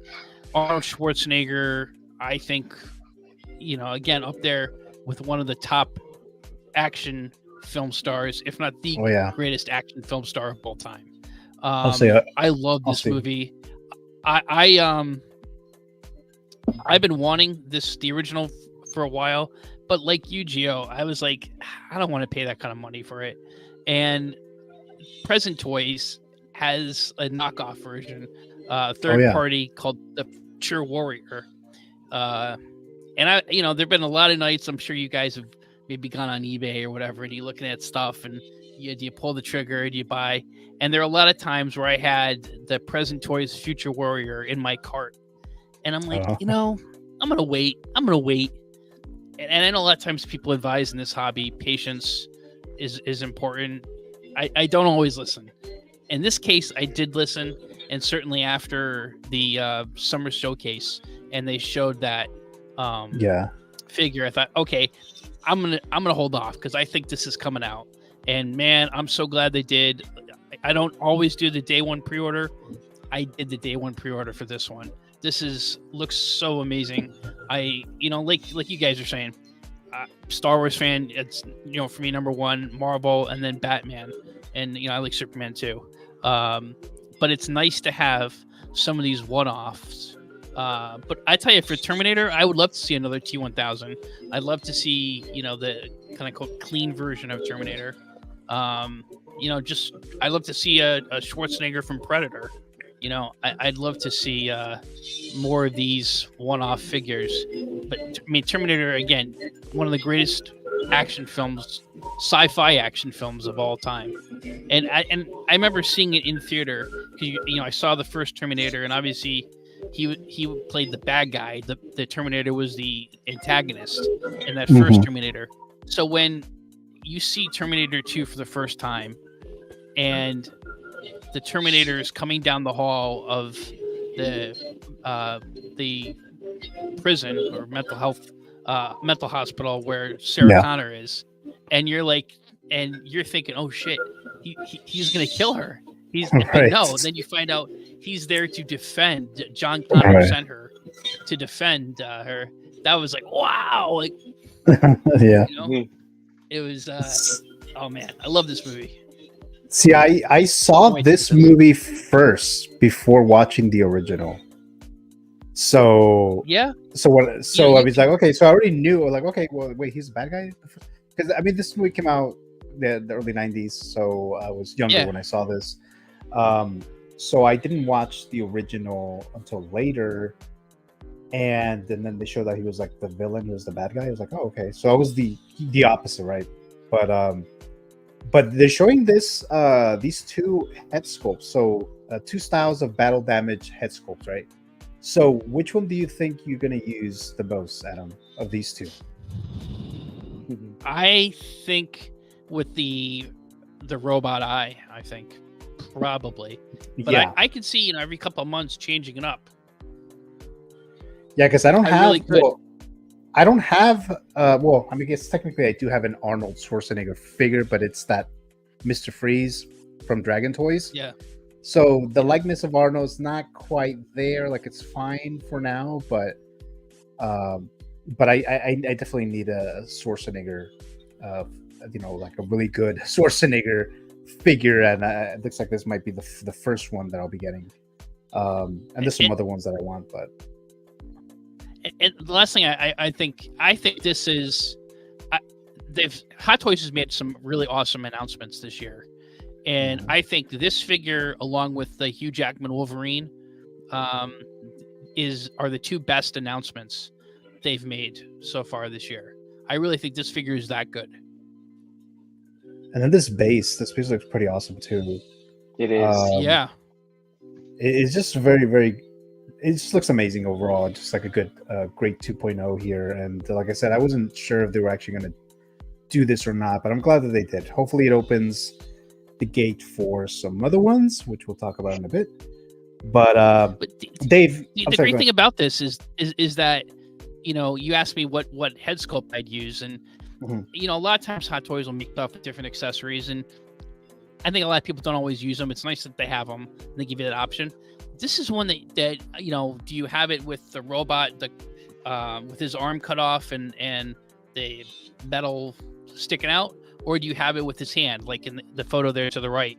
So I think there's a lot of options that people will be using them. This is one where when people do their collection tours, I think you're going to be interested. It'll be cool to see how different people display this figure.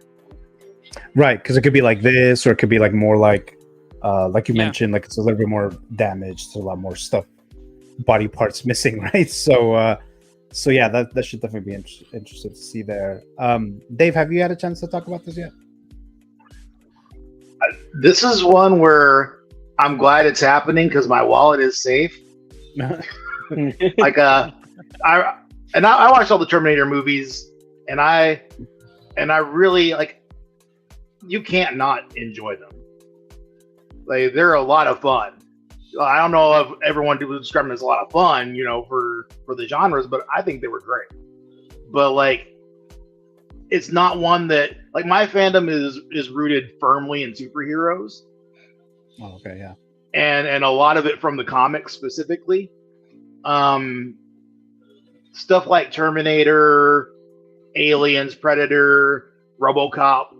I loved all that stuff when it happened when I was a kid, and I watched it all when it happened, which people say probably shouldn't have, but I mean, 80s kids, I guess we were built different, but it's just not. It never stuck with me. Like I enjoyed it at the time, and I thought it was great, and I had all the toys that came out back when I was little, but it's not something that I need. Though I will say it is impressive. This is very cool. I'm so glad that I'm not into Terminator like that because I don't need to spend more money right now. And that's without any more Deadpool Wolverine announcements coming. Yeah, I'm wondering if they're gonna keep going with that because I'm waiting. I'm waiting to hear about somebody else. Yeah. Yeah, I'm sure they'll be coming Howard really soon, but we'll Howard see. X-23 Howard. All right, there you go, X-23. So if that happens, Dave, we're doing a fantasy figure realized. Wait, was that yours? Was that yours or was it Yomo's? I always forget. Yomo picked X-23 for that one. Oh, it was Yomo. I always keep. What did I pick for that one? I think for that one I picked Short King. That's the one that I picked for that one. Yeah, I think so. Yeah, because I do want that one too. But Peter Pool, come on, man. There's a lot to pull from. Yeah. To pull from. Nah. Let's see. A little bit in the live chat. We have Blue Tattoo. Hey everyone. Hello there, Mr. Blue Tattoo. Thanks so much for being here. I'm not sure if you've been in the live chat before, but if it is the first time, welcome. Thank you so much for being here. Luis says, this T2 Terminator has me tempted to press the pre-order button. That head sculpt is fire. I hope Hot Toys releases a die-cast and end skeleton too. Yeah, we'll talk about that in just a bit here as well. Yomo says, I'm hoping they tackle T3. I know a lot of people don't like T3, but it was my introduction to the film series as a kid, and I enjoyed it. I'd love to get a TX and a T-800 figure from T3. T3 is a pretty good film. Yeah, I actually did like it. I mean, obviously not as good as T2, not even close, but I still enjoyed it quite a bit. I think I did end up buying like the physical copy, the DVD or whatever it was. So I enjoyed it. I had some lot of cool stuff in there. I think Arnold got paid like badass. Yeah. I think Arnold got paid like $30 million, which I think it might have been like the first time that anyone got paid so much, like for just one large amount for one actor to play one role. I think that was like a record-breaking thing, if I remember correctly. And then that's when he, ran for governor and stuff like that. But so yeah, I remember that, and I did enjoy it quite a bit. Mary says, "Oh my God, my BFF ordered this as a birthday gift." Are you referring to this figure, or you might have been talking about the Edward Scissorhands? Because I think I'm kind of behind in the live chat actually, but. Mr. Evil Sneaker, what's up, guys? Hello there, Steve. Thanks so much for being here. I guess your stream is done, I'm guessing. But thank you so much for being here, Mr. Steve. Greatly appreciated there. Yuma says, I would love T-800 with the casket and minigun, and also battle damage T-800 from the end of T3 because he looked gnarly. Oh yeah, that's right, with the casket. That'd be cool, actually. I'll be tempted with that actually, to be honest with you. Let's see, just saying, talk amongst yourselves there. Brick, of course, says the most controversial thing I've heard this week, and he says I've never seen T2. Says Mr. Damn. Brick Artemis. It's on Netflix, Brick. Like right now, it's on Netflix. I know this because I just rewatched it, and when I was working from home, and I just played it in the background because I was like, you know what, I need to watch T2 again, you know, with the announcement and stuff like that. And for $6.99, you can watch it with ads. Yeah, there you go. No, not Fucking being that. sponsored by anything, but there you go. What's up there? Sneak says Mr. Brick Artemis. And just saying hello to Mr. Evil Sneaker there. Mary says, my best friend ordered the T2 figure. Now she saw it. Oh, nice. Very, very nice there. Jose says, I wasn't even born in 1991. Laugh out loud. Year I graduated high school. Oh, wow. There you go. There you go. Well, I neither think, was I. I wasn't born yet. I think Jose said he was he saw Jurassic Park as an infant or a baby or something. So maybe 93, 92 was probably when Jose was born. But let's see. Hey, you what's to Brick Artemis about never seeing T2 is what I'm guessing there. Oh, he said he's kidding. He said he's kidding. Jose, I'm kidding. Right? All right, okay. It says Brick Artemis, you must see T2. It's a very good movie. So there you're getting that stuff now. Oh, Brick. Let's see. You missed everything. Let's see here. Luis says, I'm dedicated to one IP, Iron Man. But wow, I need this T2 Terminator. That head sculpt. Yeah, it's a great head sculpt. I'm really glad that I did wait. There's been a few examples this year that I actually waited. And because we potentially we're going to get these 2.0s, the year of the 2.0, right? Is that the one where he gets killed at and turns into a robotic cop? Oh, you're talking about RoboCop? All right, yeah. Yeah, definitely not. I'm sure you know. I know you know that, but RoboCop is another one that I would actually like to. But right on 80s Kids, says Luis. My man, there you go. Let's see. Don't play with us, Howard, says Yomo. You're just talking amongst yourselves there. Luis says, Yomo, I like Hot Toys to release the Hunter Killer from the first Terminator film. Let's see. Luis, that would be dope. And then Brick says, could you put this sculpt on an Iron Man? I'm not sure. Would you be able to do that? I don't know. So yeah, so it looks like we're all caught up in the live chat. Did you guys got a chance to speak about this, right?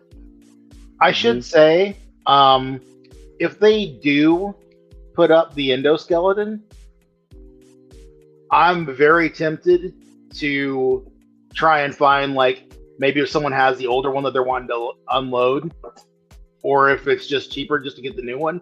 Because there was an issue of Guardians of the Galaxy where they went to like the future, and Doctor Doom had commandeered Wolverine's adamantium skeleton and put like his brain in it.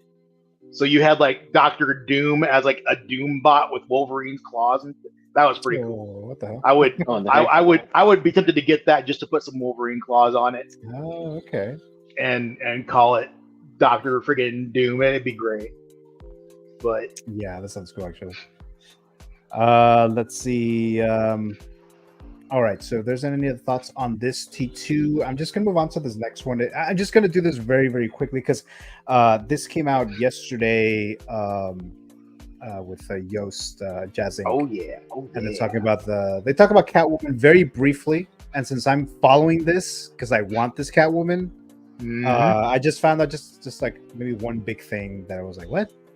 About kind of an update for this, and it looks like if you want the base, if I'm not mistaken, if you want the base that Hell, I think it's Hell there, right? Hell there base.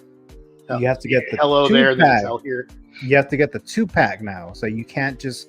It looks like he's not doing like one like deluxe or like a deluxe version, clean or battle damage. It looks like if you want the base, it looks like you have to get the 2-pack. And I was kind of disappointed about that because I really want the base. Obviously, I want the figure, but that base, that was like, yeah, I'm totally getting that. I was already planning of getting either the battle damaged or the clean version of the figure that comes with that particular base, but it looks like that's not happening now. So just very quickly, if you guys have any thoughts on just this figure in general and just that update that we seem to have gotten yesterday. I'll throw it to you, Mr. Dave. Oh man. So the thing for me is I'm okay with that idea, because I'm either going to, depending on what the cost is after having to go through, Kit or whoever, because fuck you, Sideshow. If cost permits, then I want to get the 2-pack, because how do you pick? How do you pick one version or the other for this figure? It's hard. But if I do have to pick one, then I'm gonna pick the damaged one, because, well, let's be honest, she's damaged the whole time. Right. We love our damaged queen, but this would be the version that I get, and this one doesn't need the diorama, so I'm cool with that. So either way, I think I'm good with or without it, but I do want to get both of them, and I definitely want to have that diorama with the, with the clean version just standing there. And eventually, when they do put up, returns Keaton, and it looks like they will. Yeah. Oh yeah. Then I'm gonna have her licking his face, and then I'm gonna have her like doing jump rope with the whip, and then I'm gonna probably get some, like, somehow make up some mannequins for her to whip the heads off of it. And I'm just gonna have a good damn time with these figures, man. That sounds fun, actually. Yeah. This is fantastic. This was a great character in sometimes, in my mind, the best Batman movie. I fuck with this hard. Yeah, it's and people keep talking about how Hot Toys is likely going to make one, and I believe that. But again, and I'll say it again, and I'll keep saying it, fuck Hot Toys on that, because they've had their chance. They've sat on it all this time. They've never done it. They've not even teased it. If Hot Toys comes up with one tomorrow that's going to be like cheaper than like just one of Yost, but you get two of them, I don't fucking care. Hot Toys isn't getting my money on this, because they had their chance and they blew it. So no, Howard, no. Okay. Make X-23, Howard.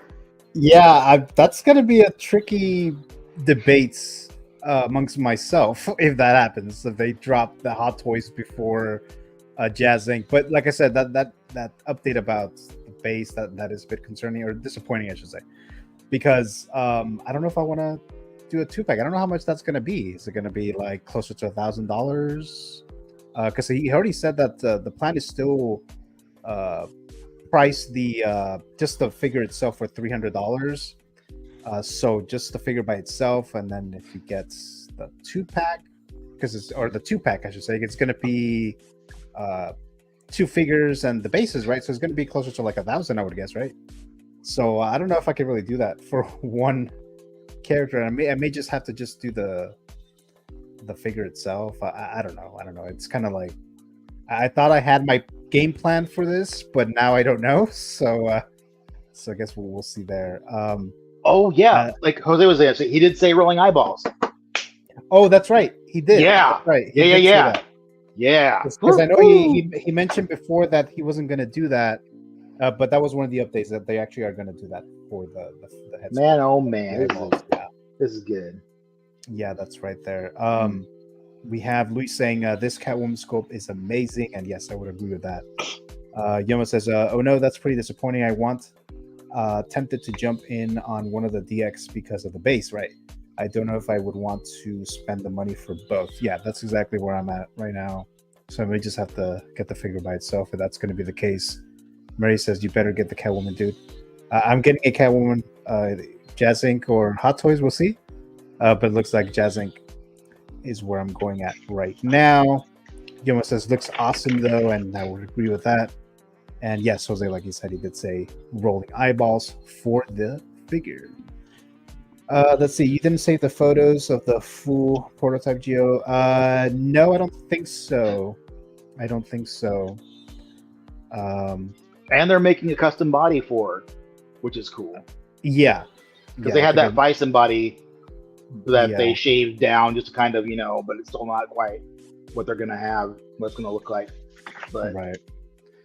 Yeah, because I know they showed a photo of the full, like the full figure. I did see it. I didn't get a chance to get the photo of that. But any thoughts on this update there, either Zord or Adam? If you have any thoughts. I'll go in. Actually, I don't. I haven't been keeping up with this JAZZINC one, only because I've been trying to keep up already with InArt, and I'm already been paying the price for some of their figures. So the whole JAZZINC thing, I have not been paying attention. So yeah, I just wanted to put in my 2 cents. Like, it looks good based off the pictures I'm seeing right now, but honestly, it's like I'm until I see like the final product, then I'll look into it. But for right now, it's just not even on my radar. Okay. Moose says on Thursday night / Friday morning, Hot Toys will announce a Michelle Pfeiffer Catwoman, and probably, I think getting the BD is a good bet, because if Hot Toys ever does one, it would be clean. Okay, yeah, I guess that makes sense there. Yeah, because I don't see Hot Toys starting off with a battle damage, right? Because they've never done this Catwoman, right? No. Adam, any thoughts? The head sculpts look really, really good. If I get this, I like Batman Returns. I assume my Batman 89 is coming. Still waiting for that too? Next month. Yeah, I'm waiting for it. I think like you, I got the wait list, and I put in the wait list for both versions, and the wait list I got called for was the one without the base. Right. Same here. And I'm still waiting for it. Did you get yours yet? Your Batman? No. I haven't gotten any. I haven't gotten anything. I mean, I paid it off as soon as it converted. I just completely paid it off because I know I'm getting it. Yeah. But I haven't received anything from Sideshow. I no email, nothing. But this, if I got it, I just need one figure. This is not one where I need more than one Catwoman, Michelle Pfeiffer Catwoman. I have the Dark Knight Rises Catwoman, Anne Hathaway. That's a pretty good figure. It's not great, but it's pretty good. Do you care? You don't care about the base? Any of the base? Nah, real estate's starting to be an issue. So something that's too big a base, and that's why with the Batman 89, as awesome as that base is, I'm fine with it not having it, because real estate wise, probably just as well just having a simple base for me. I like diorama stuff, like bases and stuff like that, but I don't really, and I should consider the space issue, but I definitely I really wanted this base from Catwoman, but I don't think I could do a 2-pack to get it. But Moose says I'm all in on JAZZINC dioramas. Yes, I think I talked to you about that in person when I met you there at the CaliCon. And I believe you have like every of the vehicles that JAZZINC has made, if I'm not mistaken there. My 89 Batman from Hot Toys converted, and I paid it off right away. Yep, same here. My JAZZINC Batmobile 89 coming in October, I hope. Paid cheaper shipping. So, yeah, so Moose is getting all the deals. How he's doing it, I have no idea. But good on you there, Mr. Moose. Any thoughts, guys, before we move on to the fantasy figure zone? Okay, so let's go ahead and move on to actually, before that, let me do this little collage that I like to show before we get into that. So let's do that now. Action! Oh, hey there. If you haven't already, what are you waiting for? Like and subscribe to The Movie Canon. What up, baby? It's Reverzio, and you're watching The Movie Canon. Make sure to like, comment, and subscribe. Hey friends, it's 1Adam12 here. Don't forget to subscribe to my friend, The Movie Canon, for all your movie, entertainment, horror, and 1/6 action figure talk. Thank you. Guys, if you aren't already subscribed to The Movie Canon, make sure that you do so because you are totally missing out. Go ahead, hit that subscribe button, hit the like, and hit the notification bell so you know the next time. What's going on, everybody? Flavio here from the House of Collectibles, and you guys are watching The Movie Canon. Don't forget to grab your popcorn. Don't forget to grab your drinks. Thank you guys for watching. Don't forget to like, comment, and subscribe. Peace. Nice. Well, thank you guys for anyone who joined on this. Adam 12, Brick, Dan the Bad Fan, Zio, Flavio, all you guys who joined in on this. I really appreciate it. The link of their YouTube channel is in the description of the video. So thank you so much, guys, for helping me with that. I'm going to try to add a few more in there, and then eventually I'm going to separate them. I'm not going to at first I'll do the little collage, but then later on I'll pick one. Okay, this one's going to be this collector's ad on my like, comment, and subscribe video clip or whatever. So I'll do that in the future. But thank you guys. If you haven't subscribed already, go ahead and do so for future content, giveaways, and all the other stuff, and give the video likes so it helps with the algorithm and I can do more cool stuff like this in the future. Thanks so much for watching, guys, there. So let's enter the fantasy figure zone. So as always ask you guys in the panel, the Canon Council, what is a figure that you would like, either Hot Toys, in arts, I've included JAZZINC, to manufacture. It could be something that has never been made, or it could be a 2.0 or even a 3.0. I don't know if we're at that level where there's 3.0s yet, but that is a possibility there. So I asked you guys, and like always, you always give different input there, different choices. So I'm going to start off with Mr. Zord Patrick, and he picked, of course, the T-1000. So take it away, Zord. Yeah, any company could do it. I'm happy. I'm all down for it. I know it's going to be hard to do like the whole like clear liquid look on him, but I'll be happy if they just do the police outfit and just swappable head or arms, and I'll be good with that. So yeah, I highly doubt they will, but I wouldn't be surprised if we hopefully get one soon. So fingers crossed. Yeah, so this character was actually one of my fantasy figures like months ago. So I know, I know when Zord said this, like, yeah. So it's like, there's been a couple that Zord gave as his fantasy figure. Like, yeah, that's mine too. So we have like a couple people there. And this, I really hope they do this, especially now that they did the 2.0 of the T-800. Because I really want this character, this figure. And would you want the helicopter as well, Zord, if they were to make one?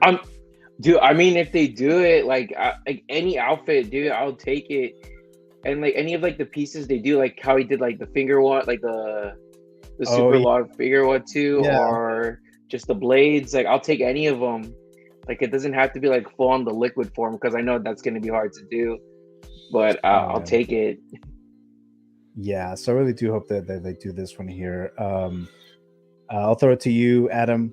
What are your thoughts on this idea? Oh here? Man, I would be assuming the figure is a good looking figure, I would be a day one pre-order on this one for sure.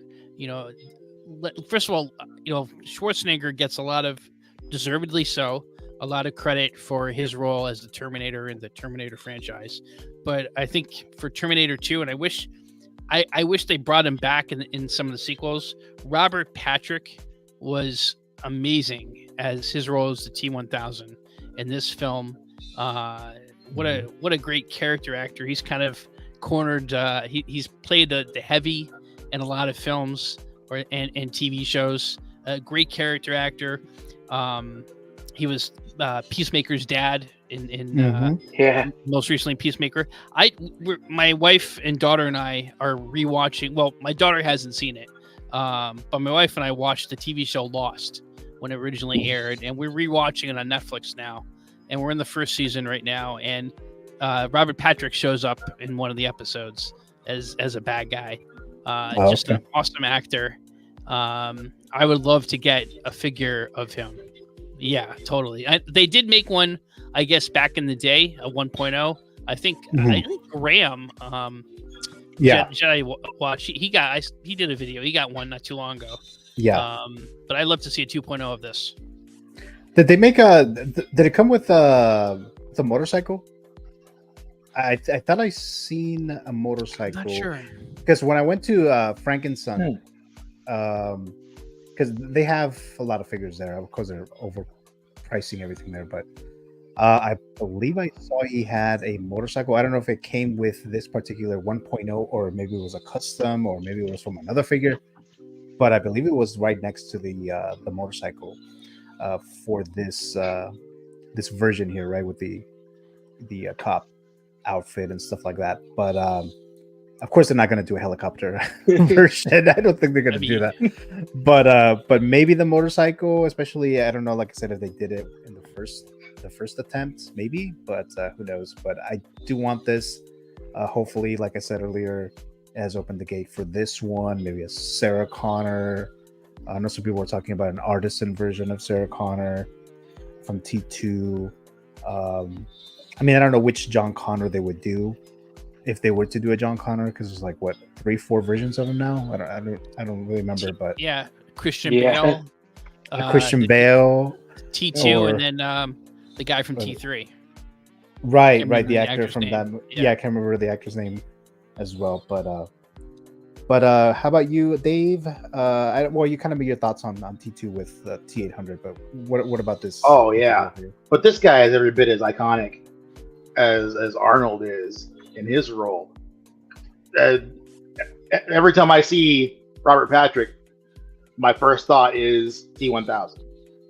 That's it every single time, and I thought it was so cool that Peacemaker's dad was T-1000. Right? Yeah. That was cool. Actually, I was like, "Oh shit, he's in this." That he was he was like the villain. He was like the main villain, right? From that, he was really good. One of the main villains. He was so bad good. Guy. Yeah, but like, this would be a fantastic figure too, and the way that things are going right now, they could certainly pull it off very well. This would be a 2-pack that everyone would want, right? I feel like that's a foregone conclusion. Like everybody would want a 2-pack of the T-1000 in the police suit, and then like just the silvery body, however they make it.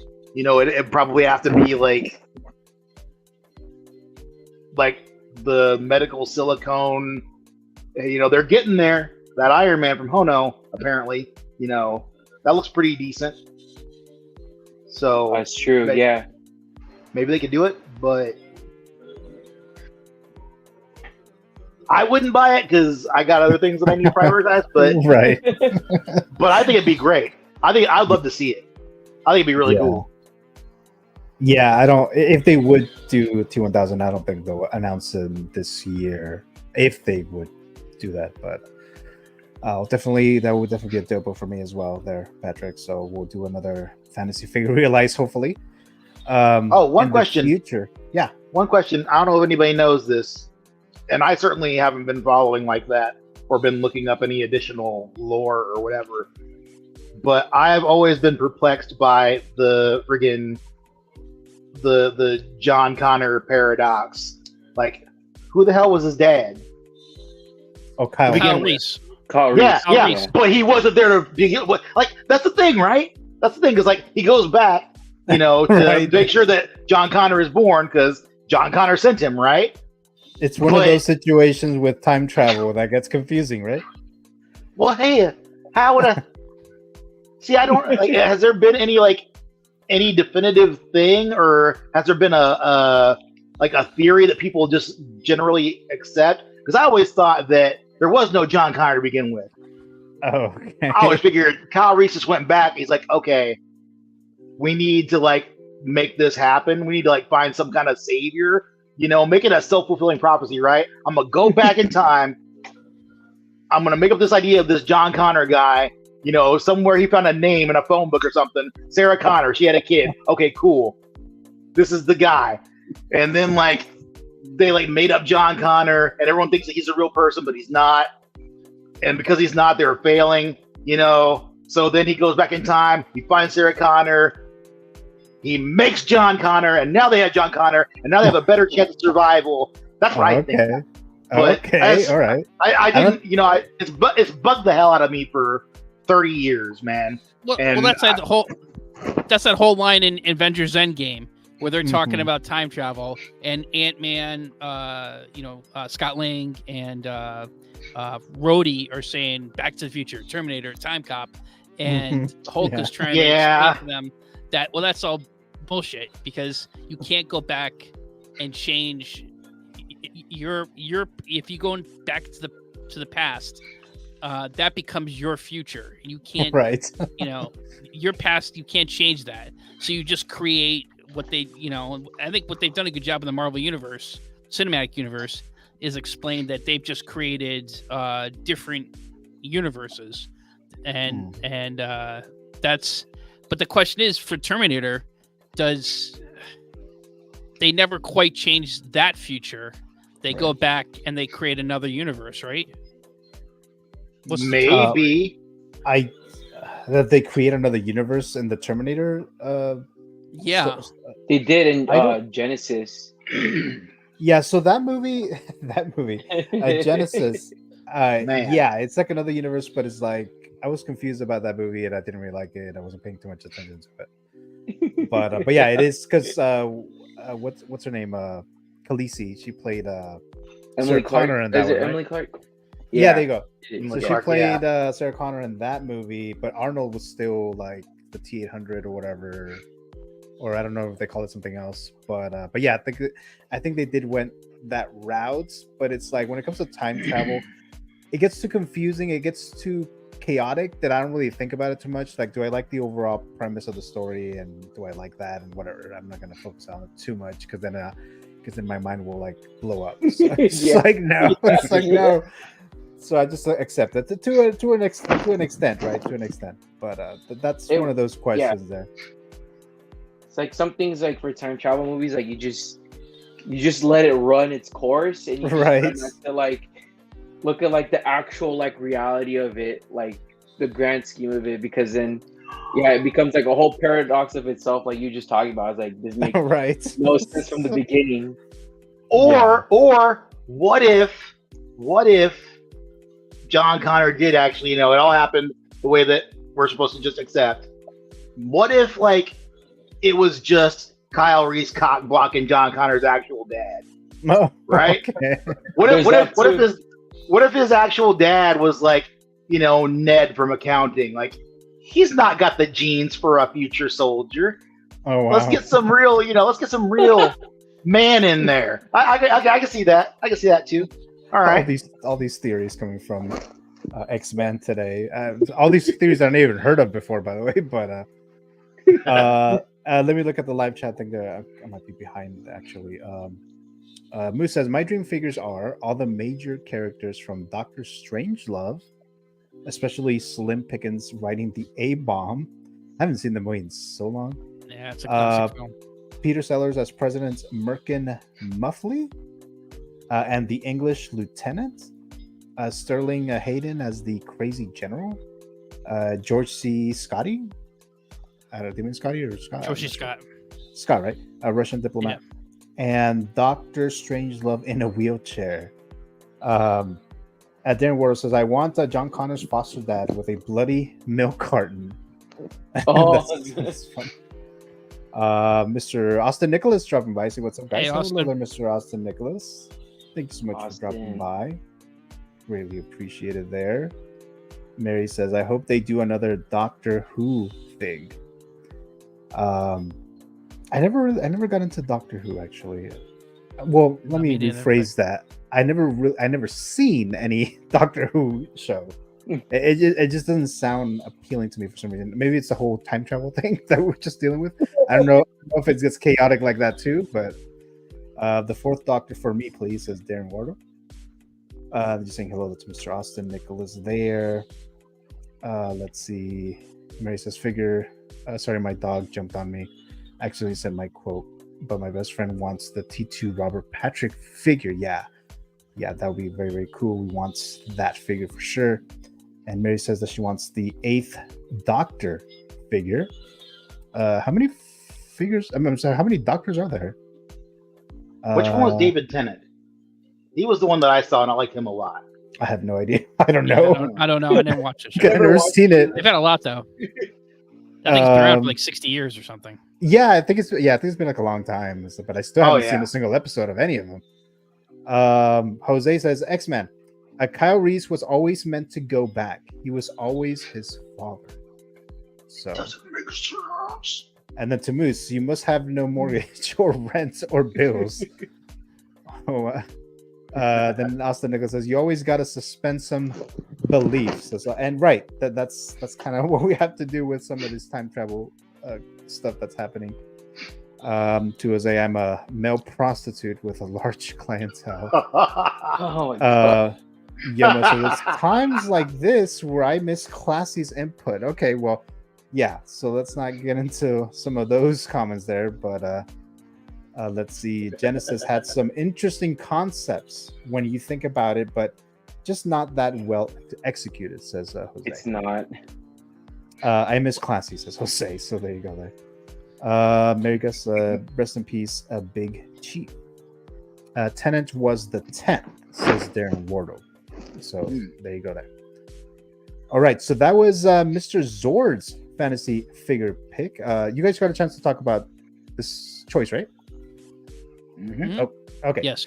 So let's go into one Adam 12's pick, which is going to be a little bit outside of what we normally do when it comes to characters and stuff, but kinda. So we have Babe Ruth. I mean, I did talk about Sandlot for a little bit. Give you the reference there, but go ahead. So I know I said, and I did include. To be fair, I did include as one of the figures that people would want. I would never ever get a Babe Ruth figure, ever, and I'll tell you why. Because I am a diehard Red Sox fan, and so even though he was a Red Sox and he was traded in after winning the World Series in 1918, the last time we won before 2004, it was called the Curse of the Bambino.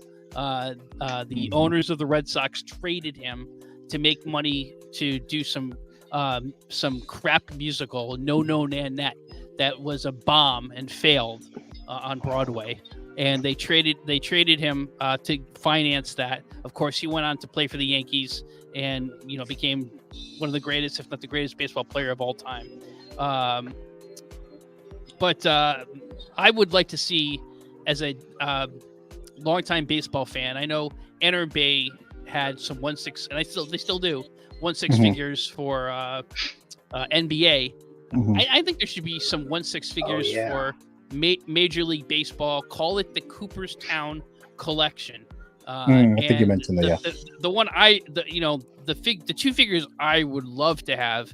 Number one would be Big Papi David Ortiz, who 20 years ago this time carried the Red Sox on his back. The Red Sox were down 3-0 against the dreaded evil empire New York Yankees. And I'm a New Yorker, and I said I hate the Yankees. I hate them. Oh wow! I'm a diehard Red Sox fan, and they were down. No team in the history of professional sports came back from a 3-0 deficit, and they beat the Yankees, and of course then went on to defeat the St. Louis Cardinals in 4 games to win the World Series after 86 years. So I would love to see a David Ortiz or Pedro Martinez, both who were on that 04 team. But I know, I think for Yankees fans, of course, they'd probably want to see a Babe Ruth, a Joe DiMaggio, Derek Jeter, Mariano Rivera, a Dodgers fan, you'd want to see, of course, Jackie Robinson, Sandy Koufax, a figure. Yeah, you could have him wearing a Sox jersey, but I would not get Babe Ruth. As much as I admire, and I actually live about an hour and a half from Cooperstown. Wonderful place. If you ever get a chance to come to New York, visit the National Baseball Hall of Fame, Cooperstown, New York. And they just redid it recently. It's incredible. I think Spielberg had a hand in giving him some ideas, and he produced a film that's there. Just incredible. But yeah, I think there'd be, I know Christian. I follow him on Instagram. He's a big Yankees fan, so and they're doing a lot better than the Red Sox this year. So I think I give him some credit, but I think it'd be very popular. Yeah, for sure. So Christian says have him wearing the Sox jersey and not the Yankees. Shake my head. So that's why I used this one, Adam, because he's wearing the Red Sox. Yeah. Fair. You can barely see it because it's being. I didn't see it. Yeah. But and then just so you know, Adam, I'm not sure you've known this or not, but I haven't been following baseball in a while. I used to be more into it before, but I am a Yankees fan. Just so you're aware of that. But I live in Yankees country here, so I get it. Yeah, that's right. Let's see, what is another one? Give me Derek Jeter, says Christian Coop. And then Class 27 championships, baby, says Christian Cooper there. In the 20th century. Moose says Red Sox have won it all 3 times since 2004. There you go, Moose. Yankees winning it all this year, says Christian. I think so with Judge. Judge is pretty incredible. And Darren says, how many heads would explode with a Babe Ruth in a Boston Sox jersey, but the jersey is Yankees style pinstripes? Wow. Let's go. Gio says Christian Cooper. Yep. And then Jose disappointed. Seems like Gio, you're a Yankees fan and you live in California. Shakes my head. Yeah. I confessed this once when Mr. Calvin was in the stream, and he seemed disappointed about that too. So, how did you become a Yankees fan? Just out of curiosity. I forgot. I was watching a game. I think it was the playoffs. And I just started watching playoffs, and they seem to be playing well and everything, and I mean, it's really kind of just basic like that, because I wasn't able to play like baseball because of some things that I explained in another stream, personal reasons. But I don't know. There was just something about New York Yankees specifically. I liked Derek Jeter. I think he was a cool player. And I was just, I'll be a Yankees fan, even though I'm not from New York. And I've only been to Yankee Stadium once. But I mean, that's really like the only reason, really. It wasn't like, I wasn't just going to be a fan of this team just because it's in California. Plus, overall, I'm not really like a big sports guy anyway. So I don't know, just something between the Yankees that I kind of like. I don't know. I grew up here in New York, but I went to school in Boston, and my wife's in the Boston area. My mom grew up in Boston. My dad grew up in Brooklyn, and when he grew up, the Dodgers played in Brooklyn. So he was a Dodgers fan, and he was also a Mets fan. So we just grew up, not liking the Yankees. Mm. Yeah, I know a lot of people don't like the Yankees, or outside of maybe Bronx and New York and stuff like that. But at least in this area where I live, because everyone's about Dodgers. I guess it's mainly Dodgers, not even so much Angels, but mainly Dodgers here. Yomo says, as a Yankee fan, I approve of this choice. Says Adam, you still cool, even though you're a Sox fan. Mary saying, I better go. Sorry, guys. I have stuff to do tomorrow. Bye and see you all next time. Thank you so much, Mary, for dropping by as long as you did. So you were here for quite a while. So I appreciate that. Thank you so much and have a good night. All right. Zord or Dave, any thoughts on this selection, I guess? I actually think it's pretty dope. It's actually a good choice, Adam, because if you think about it, these kind of things are pretty iconic people in history. So, and like you said, Enterbase doing it already. So it would be a cool take if like other companies like Hot Toys did this kind of thing, because it opens the gate to other iconic people, such as like it'd be cool as like someone like me that's Filipino. It'd be cool to see if they did like for boxing, they did like a Manny Pacquiao. That would be pretty cool to do too. Absolutely. Yeah. So like I think this would like I hope they do this because then it'll be another gateway to like them doing other iconic athletes throughout history, besides like modern day athletes. But I wouldn't be surprised because baseball is actually pretty huge. I know football is a lot bigger too. So like if it opens the gateways, it will do a lot more sports related things. And everybody knows everybody's like deep down, everyone's like a sports fan of certain genres. So this is like a good way like for this to happen. And I wouldn't be surprised if they do this. So I have my fingers crossed if this does come true. All right. Is baseball in the do you know in the Philippines? I mean, I know baseball is very popular in Japan. What about in the Philippines and in Korea? I don't think it is yet, but I mean, knowing Filipinos, I'll be honest, the moment they find out someone's Filipino and they're playing baseball, all the Philippines is gonna get hyped and they're gonna want to be like hop on the bandwagon and be like, oh, I love baseball. That's just how Filipinos are. Anything that they are involved in, they get super hyped about it. Like Manny Pacquiao, like even though nobody was like boxing is still popular now, but that's all everybody talked about for like the last few decades because of Manny Pacquiao. So that's how Filipinos are. And the moment you get baseball involved, they're gonna hop on that train so fast. Dave, any thoughts on this choice here?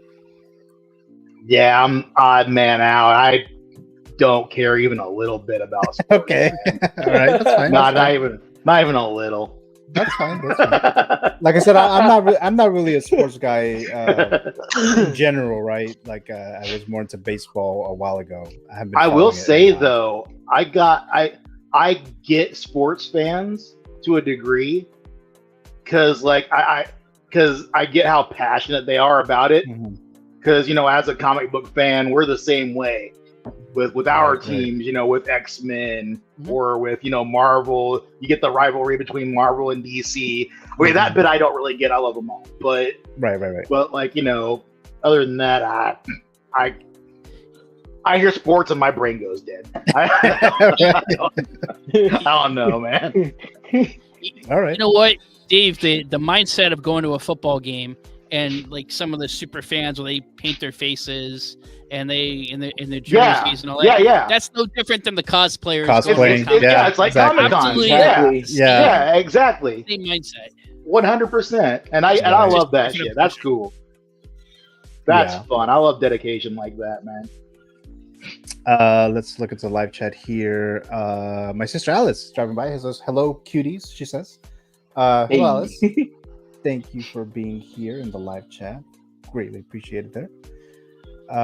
Jose G. Hernandez, Jose Plus says, to me, you're supposed to root for your hometown team because they represent you and your city/state.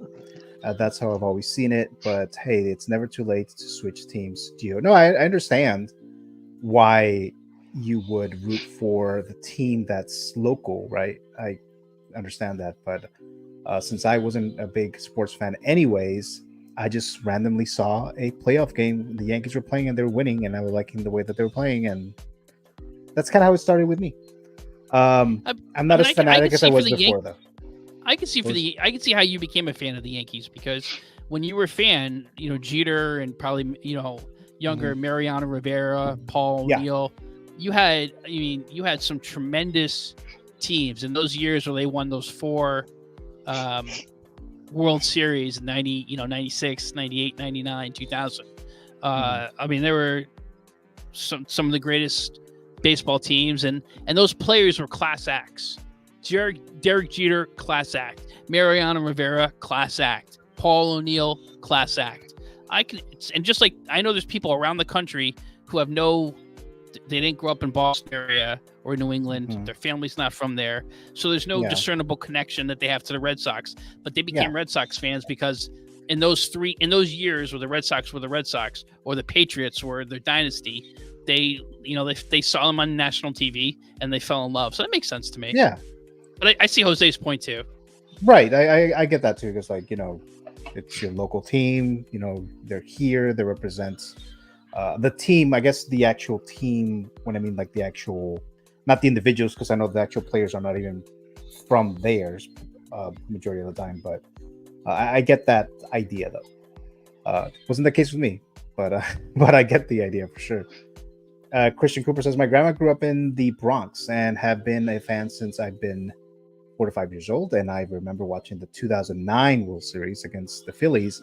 I was 11 years old, and it was the best experience. Yeah, so they did win this 21st century a championship. It's the only one so far, but Christian Cooper also says, to watch my team win a World Series, and it's crazy they haven't won since. Right, exactly. I really think this year was our year. I've been always wanting to do, I wanted to see a World Series championship between the Dodgers and the New York Yankees, but that hasn't happened. But at least not, the modern one. We have Moose say, Gio, your sister looks like she's single. She is not. So there you go. Christian Cooper, enjoy your 20s. So there you go. Okay, so any thoughts? That's it, right? I think you guys already. Yeah, we already talked about. Okay, so the last one here is Mr. Dave, X-Man Supreme, and of course it's Beast. So take it away. Yeah, lab coat Beast, man. Like what else is there? This is the guy. This would be a great figure to have. I don't really care particularly where he's from, as long as someone makes it. I would love to have this version to put up with my Hugh Jackman Wolverine and all that. But I would just as much love to have Mondo finally make him, which I'm sure they will. But that's like the next guy on the list that hasn't been done that needs to be done for me. Like him after, him and Psylocke and X-23, Howard.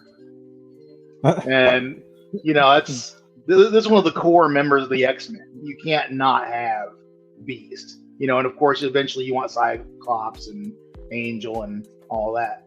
But this dude, and in the movies, come on. Friggin' Frazier? Bro. Oh, yeah. That's the best pick for a Beast, man. Yeah. Yeah, because I asked you, which Beast did you want? You're like, you don't care. It's just like, doesn't matter. Yeah. Beast is just awesome all around, man. Yeah. But I do see, like you mentioned, I do see Mondo. There's no way they're not going to do it. Yeah, I totally see that. Yeah. Oh, yeah. Yeah, because especially since they just rebranded. Because they were doing like the original, cartoon series, and then they rebranded it with their Cyclops release to '97. Right. Yeah. So, yeah, they're definitely going to do. They're going to do Beast. They're going to do Morph. They're going to do Jean. Probably do Madeline Pryor as well. There's no way they're not. Yeah. So yeah, this is definitely a safe pick, but I'm looking forward to it. So would you like a artisan version, or kind of like Chewie? Maybe like Chewie. How crazy would that be, right? Right. But I mean, because they're doing Chewie again, and the ones in the past haven't been. Let me not say that. The ones in the past have been done. Oh, okay. This new one is coming up, and he looks really good. and they're playing around with shorter hair with artisans. Like Beast is furry, but he's not shaggy, you know. So they could potentially do a good job with shorter fur, maybe. I don't know. That would be the difficult part. I think Hot Toys cracking the code on making a full furry character who's not like, you know, shaggy like Chewbacca. But if they do it, I'm gonna be first in line. Yeah. Zord, any thoughts on this choice here? I'm pretty sure you're gonna get your wish, like hands down. Only because like if Hot Toys was able to do the whole Avengers team, once X-Men hype starts, they're gonna do it. Like they're not gonna ignore it and stuff like that, unless they pull a whole Drax thing, but I highly doubt it. But still, like it's X-Men. It's like the fan base is a lot bigger too. So the moment that they start rolling out a new X-Men team or any of the X-Men's, they're gonna do Beast. Like they have to. Like it's like Deb saying not doing a freaking Wolverine or like a Gambit. It's like what the heck? What are y'all doing? So I won't be surprised. And it should be artisan. I think sculpted hair would be kind of be hard. Yeah, you don't want to go sculpted with this guy. Yeah, and then the joints will be exposed, and it's gonna be like, I'm gonna just say maybe like 2028 is gonna be like everybody's like, why are you still doing this? Like they can't. So I'm pretty sure they're gonna do this figure. So, and I'll be first in line too. If they do any X-Men like live action figures, I'm all in for it. Then Yomo 100% agrees on this pick too. So then he says, clean version of the T2 T-800 incoming at some point. The sculptor Yixi teased the head sculpt on Instagram. Really? Then Jose says, Toys Era did a Beast figure from the end of Apocalypse. It wasn't bad. Yeah, they did. Those Toys Era figures, right? Man. Yeah. Because I would have got that Psylocke if it wasn't just garbage, man. Okay. Adam, what are your quick thoughts on this? This is an awesome choice. I definitely would get this, and I think what was overall a pretty meh movie, The Marvels. This is the highlight of that movie, that post-credit scene, where you where this scene is, where this picture's from. Phenomenal. I agree with Patrick. I think this is, whether it's Avengers Doomsday or Secret Wars, he's coming back, and I can't wait to see him interact with Reed Richards and with Victor Von Doom and some of the other not just the X-Men characters, but the non-X-Men characters that we haven't seen before. And I think this is a certainty, a near certainty that this is going to come out. May it be 2030 when we get it, but it's going to come out. Yeah. Let's see. I think I got a comment in here. Yomo, good to know. Okay. All right. So you just talk about the sculptor.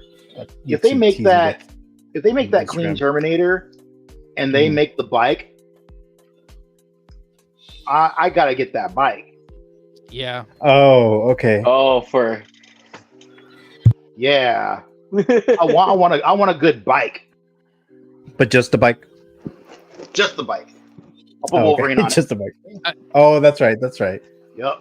Yeah, I should have thought of that actually. It would be for Wolverine. Yeah, I think that clean Terminator, like Yomo said, if that's what the artist is showing, that's a certainty. We know that Hot Toys, they like to reuse, they like to reuse sculpts, and if they have a clean one, I think that's probably gonna happen.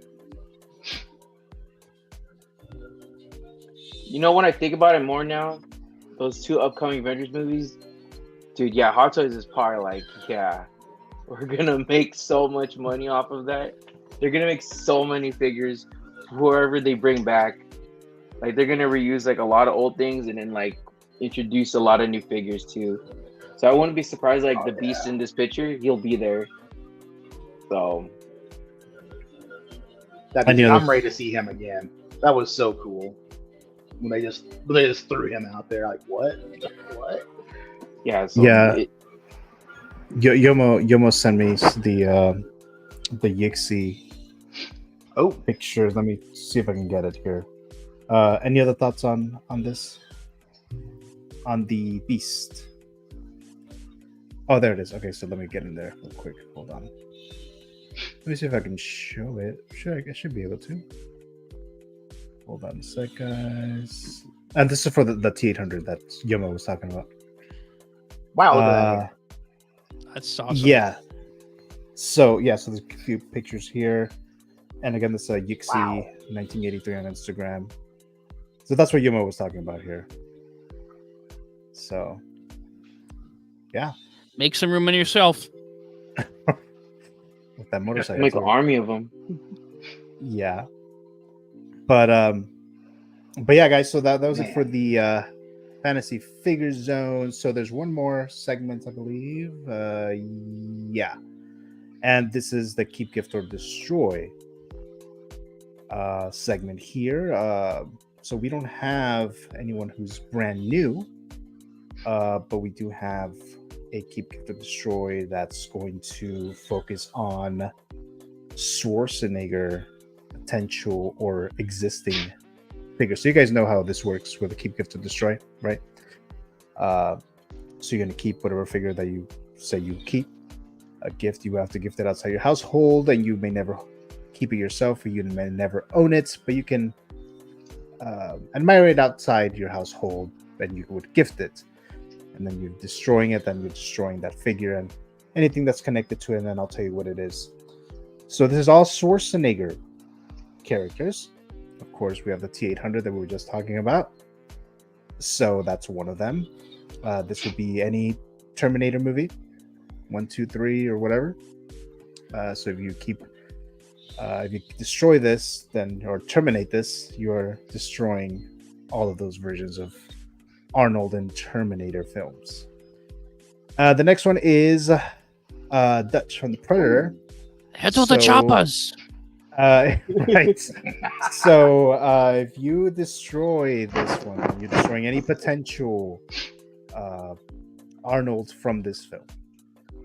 And the last one is Mr. Freeze, Arnold, from any existing or future, whether it's Hot Toys or whoever makes them in the future. If you destroy this, you're destroying that. And this is the So-So toys. Mr. Ice, I think, is what they call him. I was kind of tempted in getting this, but I want the actual Mr. Freeze suit, you know. This is pretty cool, though.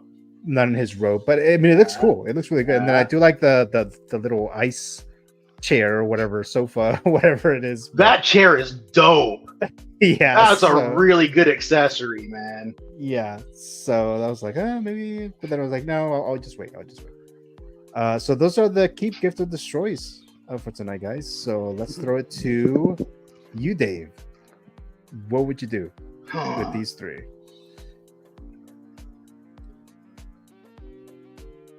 These are all Arnold characters. I was gonna put what's that guy's name?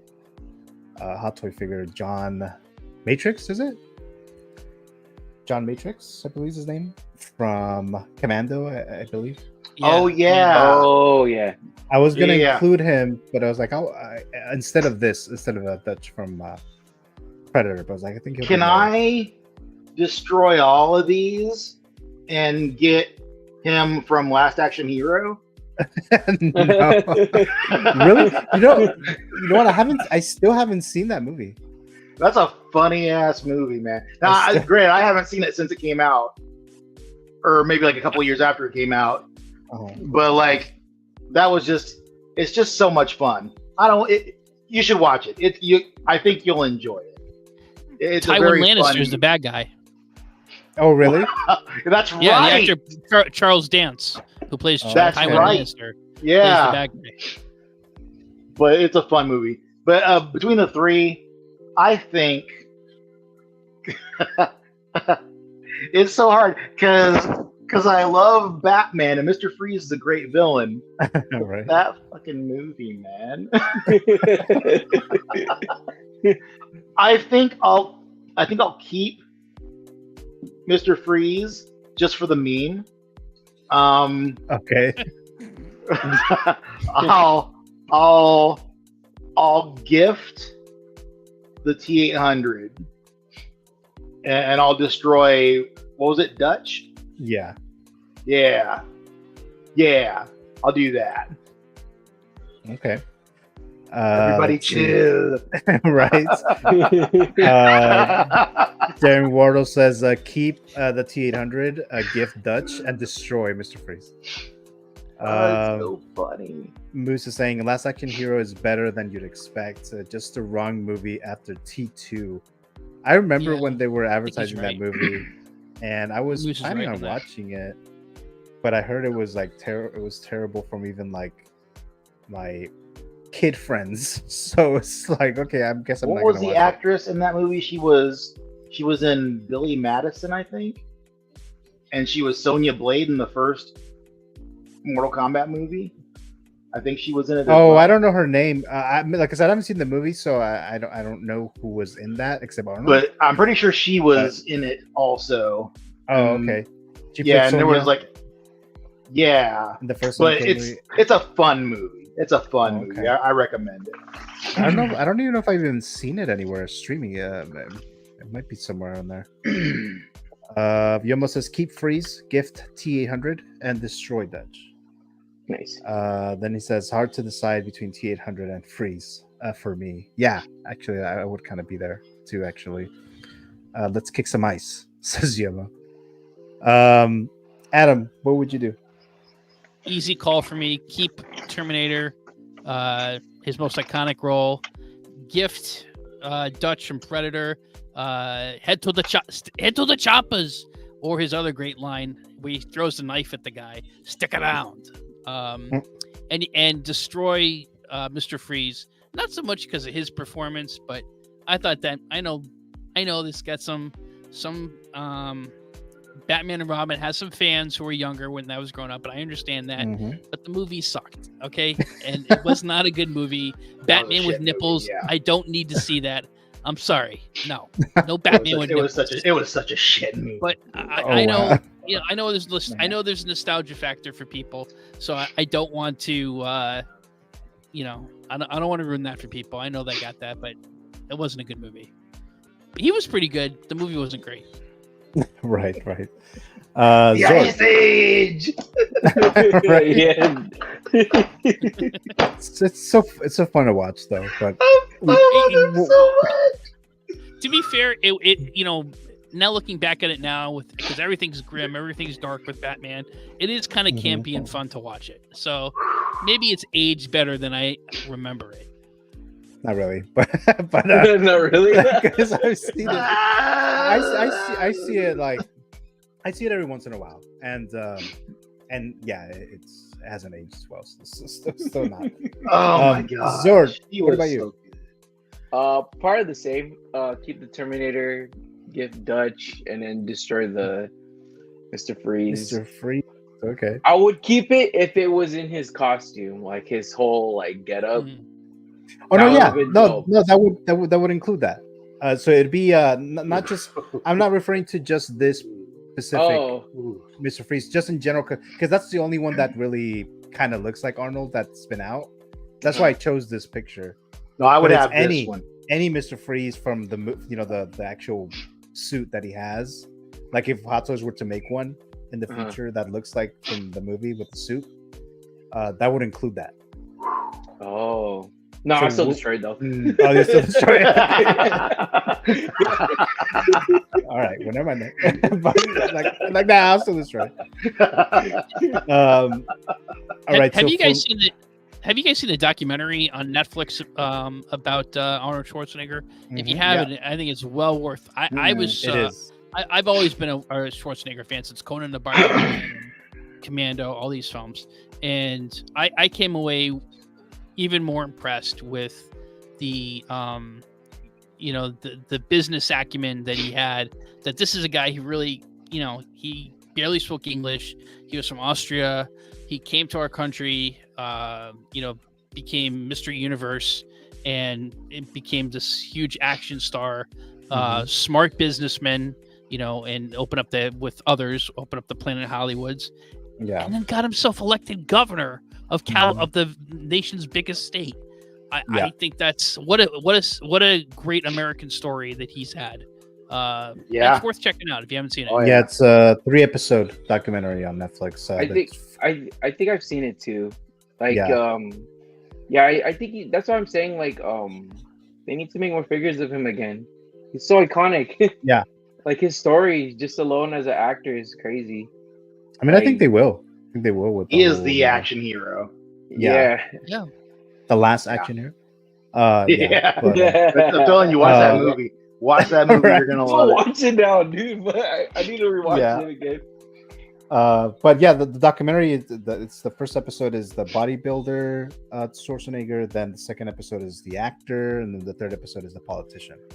So it goes to like his whole like success basically, and all these three different, very different, like roles, and his story and everything. So yeah, and he was pretty upfront in it about some of the failure with his marriage and I think the mistakes he's made. I think it's worth watching. Yeah, for sure. Moose says keep freeze. Now I have to pre-order a gift at the T-800 because I'll get it again for myself. Destroy Commando only because I have 2. I think you're referring to the Predator one. By the way, I do have. I'm sorry. By the way, I do hate Batman and Robin movie. I thought I read that you have it. Okay, you're saying that you hate it. Okay, got it. And then we have a Social Freeze looks good. Awful movie though. Yeah, that's the consensus pretty much. He's got the polar bear slippers. How can you not love that? That is so incredible. Look at his shirt too. He had it polar bears too. I kind of want to buy this figure now. I wasn't thinking about it at all, but the more we talk about it, the more I just is so stupid and ridiculous the way that they had him do that, and it was great. It was so great. Is the cigar also like in ice? Frozen? I don't know. It's blue. Right, it's blue. That's all I know, man. And he's sitting there conducting his little, henchmen to like sing Christmas carols. Are you fucking kidding me? That was fantastic. Smart? Would that be smart with his condition, Mr. Freeze smoking a cigar? I don't know. But it's Arnold. Who cares? Yeah, I guess right. Well, here's mine, and I think you guys might know. So I would keep Mr. Freeze. I would gift the T-800, and I would destroy that. Yeah, that's just what I would do there with my nostalgia factors in there. But let's see. So that was it for the keep, gift, to destroy. I think all you guys went already, right? So let's go back here to the live chat real quick here. Wait, where is it?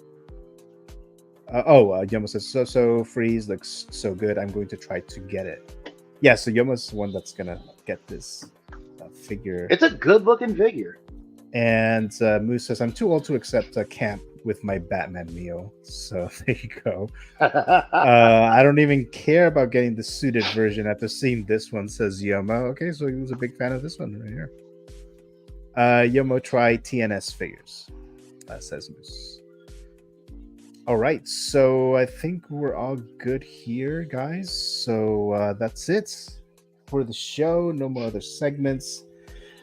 So guys, thank you so much for joining here tonight. I know I had messaged Alex, but obviously he wasn't able to make it here tonight. But hopefully we'll have him in the next one. But I'm gonna go ahead and plug you guys' channels or Instagrams and stuff like that. So let's start with Mr. 1Adam12.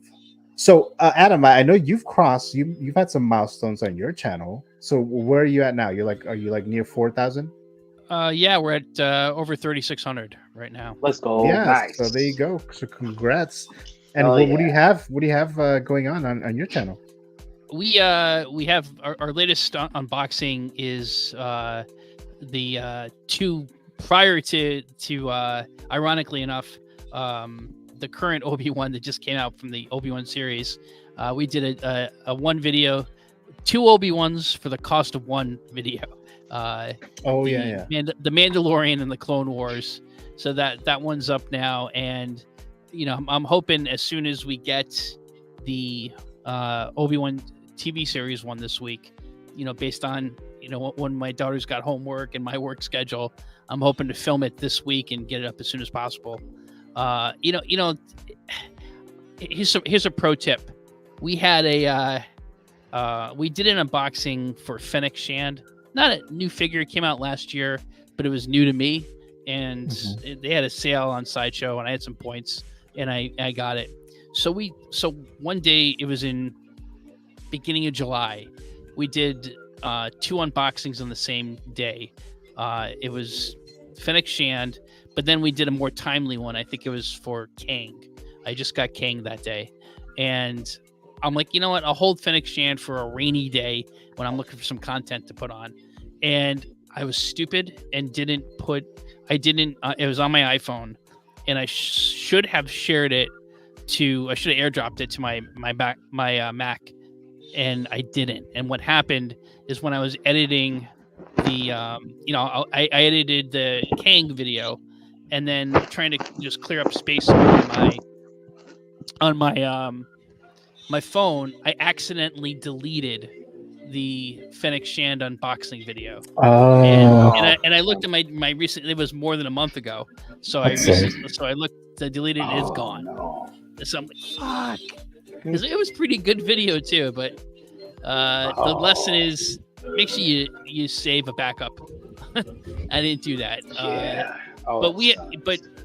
So it's feast or famine with, as you guys know, when you get these figures. This week we have the Obi-Wan coming in. I got notice from Sideshow that my Thrawn is shipping, sometime in the next 10 days. And then I just got a third-party DID figure of John Dunbar from the movie, Kevin Costner's character from the movie Dances with Wolves, which is one of my favorite movies. So we're gonna. So we have a couple of unboxings coming up in the next few weeks. Okay. And I imagine that Batman's coming sometime soon. Yeah, I'm still waiting for that one, and the Return of the Jedi Vader. Those are the ones that I'm wearing. That I'm waiting for that have been released. And, that's a great figure. Knows, yeah. Who knows when that's gonna be released to me. Tomorrow night with these fine gentlemen, we're all going to be on rinse and repeat. We're going to be on Bugle 6 with Brick. Right. And let's go. And then the Bugle 6. Hope to see you back here again next week. Do it again. Yeah. But Mr. Adam 12, thanks so much, like always, for being on here. Still the current Figures Talk champion. Which I actually need to figure out when we're going to do the next one, actually, since it's coming up again. But thank you again, Adam. Always a pleasure to have you on here. So let's move on to Mr. X-Man Supreme. You have your Instagram page here, if you can see it, right? So what do you have going on, or something else you want to bring up or say? Oh, no, just I haven't been posting a whole lot over the last couple of months as I used to on my Instagram, but I just put up that guy, which is awesome. And I know Yomo and a couple other people were really liking this mask. Yeah. And the dude that made it, he made like a short run of them because he wasn't really thinking about it. And then I asked him like, "Hey, you're gonna sell these?" He's like, "I guess if there's interest." And then he put it up. I'm like, "Yeah." So I got mine like real quick too. He cranked it out, and I've got on there, who he is if anyone's interested in getting one. They're pretty awesome. Pretty cool looking looks setup. legit. I like it a lot. It looks legit. It looks really good. Yeah, kind of want one though. It's really, I love it a lot. Man, it's awesome. Can you see out of it? Really well, actually. I was kind of able to see the chat while I was wearing it. Wow. Not terribly well, but I was able to read, and it's like, super small on my laptop right now. So, the visibility is pretty good. With anything, you don't get a lot of peripheral vision, but it's surprisingly easy to see out of with the mesh there. but it's a pretty dope setup. I like it a lot. I really like it. Yeah, it looks great. It looks pretty cool. So one. Yeah. all right, so we're gonna see Zord in stream in the future. Wearing this. If you were to like get it by, of course you're not gonna get it by tomorrow. But like if you both of you be on Brick's show wearing the same Wolverine mask, dude, how sick would that be? Oh, Right. I wonder if he'd make a brown suit version. Oh, man, I don't need to be spending more money like that. Oh yeah. But Dave, X-Man Supreme, like always, thank you so much for being thank here. you for having me. I do owe you Always an glad to intro, be here. and I'll be working on that. Hell yeah.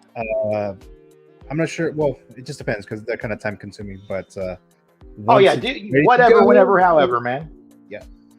But thank you again, Mr. Dave, again here, and then Zord photography, and then Patrick. I think when you first appeared on Figurestock, I think you had like 100,000 subs, a little bit or a little bit more than that. I think you're like at 300 something. Yeah, I just hit 300K like I think last week, so I'm getting there. Yeah, it's so growing. congrats. Thank you. Yeah, thank you. What do you have going on? Real quick, I just want to say thank you again, Gio. I know it's been a while since I've been on. I'm always like, loving being on your page, your channel for your live Thank stream, you, just thank because like it's more than just figures. It's also about movies, and I love talking about movies or any shows or anything like that. So again, thank you again for having me on, and I love talking to people in the Definitely. community about stuff like this. So everybody on the panel, it's like a pleasure. It was a pleasure tonight. For me and my channel wise, I do have to upload. I already finished it. I'm planning to upload it maybe tomorrow. My review on the custom Deadpool Wolverine adamantium accessory sets, because a lot of people have been asking me about it. So I'm gonna upload that tomorrow because I know a lot of people want to know about it. And then other things that are coming in, I have a lot of Iron Mans coming in because I think right now is the best time to be buying them because the market right now seems to be really good. So I'm starting to grow my Iron Man collection. So I'm gonna have a lot of reviews soon for those as well. Okay. But yeah, But, that's what I'm in. Yeah. But and then you're gonna be again on the Bugle 6 tomorrow, right? With, Yes. Yeah. Right. Yeah, I'll be so, on Bugle 6. So can't wait to see everyone again. yeah. But Hot Toys should pay you to do photos. So your stuff is so good. Really. Thank you. Yeah, for real, yeah. I would love to work with them, but we'll see. or maybe you can enter through like Hano or something, and then later get Anybody. into like Hot Toys, stuff like that. I would but, love to work with them, but only time will tell. Yeah. Yeah. But Zord, Patrick, thank you so much again for being on here. Like always a pleasure to have you on here, and then all you guys here in the panel, the Canon Council. Then my sister Alice saying goodbye, so goodbye to Alice. And then Jose's asking if it's expensive, the mask. So he's asking that. I don't there. think so. I don't think it's expensive. Because I have a small collection of like the Hasbro helmets, the Black Series, and those are like 1 to 120, 130, depending on what you get. Yeah. Right. And those are pretty inexpensive, and they're the mass-produced stuff. But like this right here, I spent $200 on the helmet part of it, and like you can get it just like that, but the chin strap you can get that also for like extra $40. Oh, okay. That's not bad. So yeah, not bad at all. I would, because usually I'll see a lot of stuff like that where I want to get something that someone's making, and it costs so much money, and it's like, well, I want it, but like I don't really want to spend that much on this one thing right now, and then I'll end up not getting it. And this right here, I was like, dude, I don't care, make it and I'll buy it. And it just happened to be the right price at the right time, and fuck yeah, dude. He was making like a short run, and I don't know if he's got them all sold or not. But if anybody's interested, hit them up. Yeah, you're not gonna be disappointed. Yeah, and then actually, so I'm not doing a Met Report show next Saturday. I will do the plan is to do a figure stock show next Sunday, as always. Well, usually, and the Met Report, the movie show that I have that I do, will probably come back at the end of September or mid-October. There's a lot of stuff going on right now, actually, on Saturdays for me, so that's why I've been doing the Met Report. But figure stock, I usually am able to do them, so that is still the plan. But everyone in the live chat, thanks so much for watching us in the live here. If you're watching the replay, really appreciate it there. Make sure to like and subscribe. It does help the channel, as a lot of you guys know there. So greatly appreciate it there. And my Canon council for tonight, thank you so much. And I'll see you guys soon. Have a good night, and I'll talk to you guys later. Talk to you soon. Bye, everyone.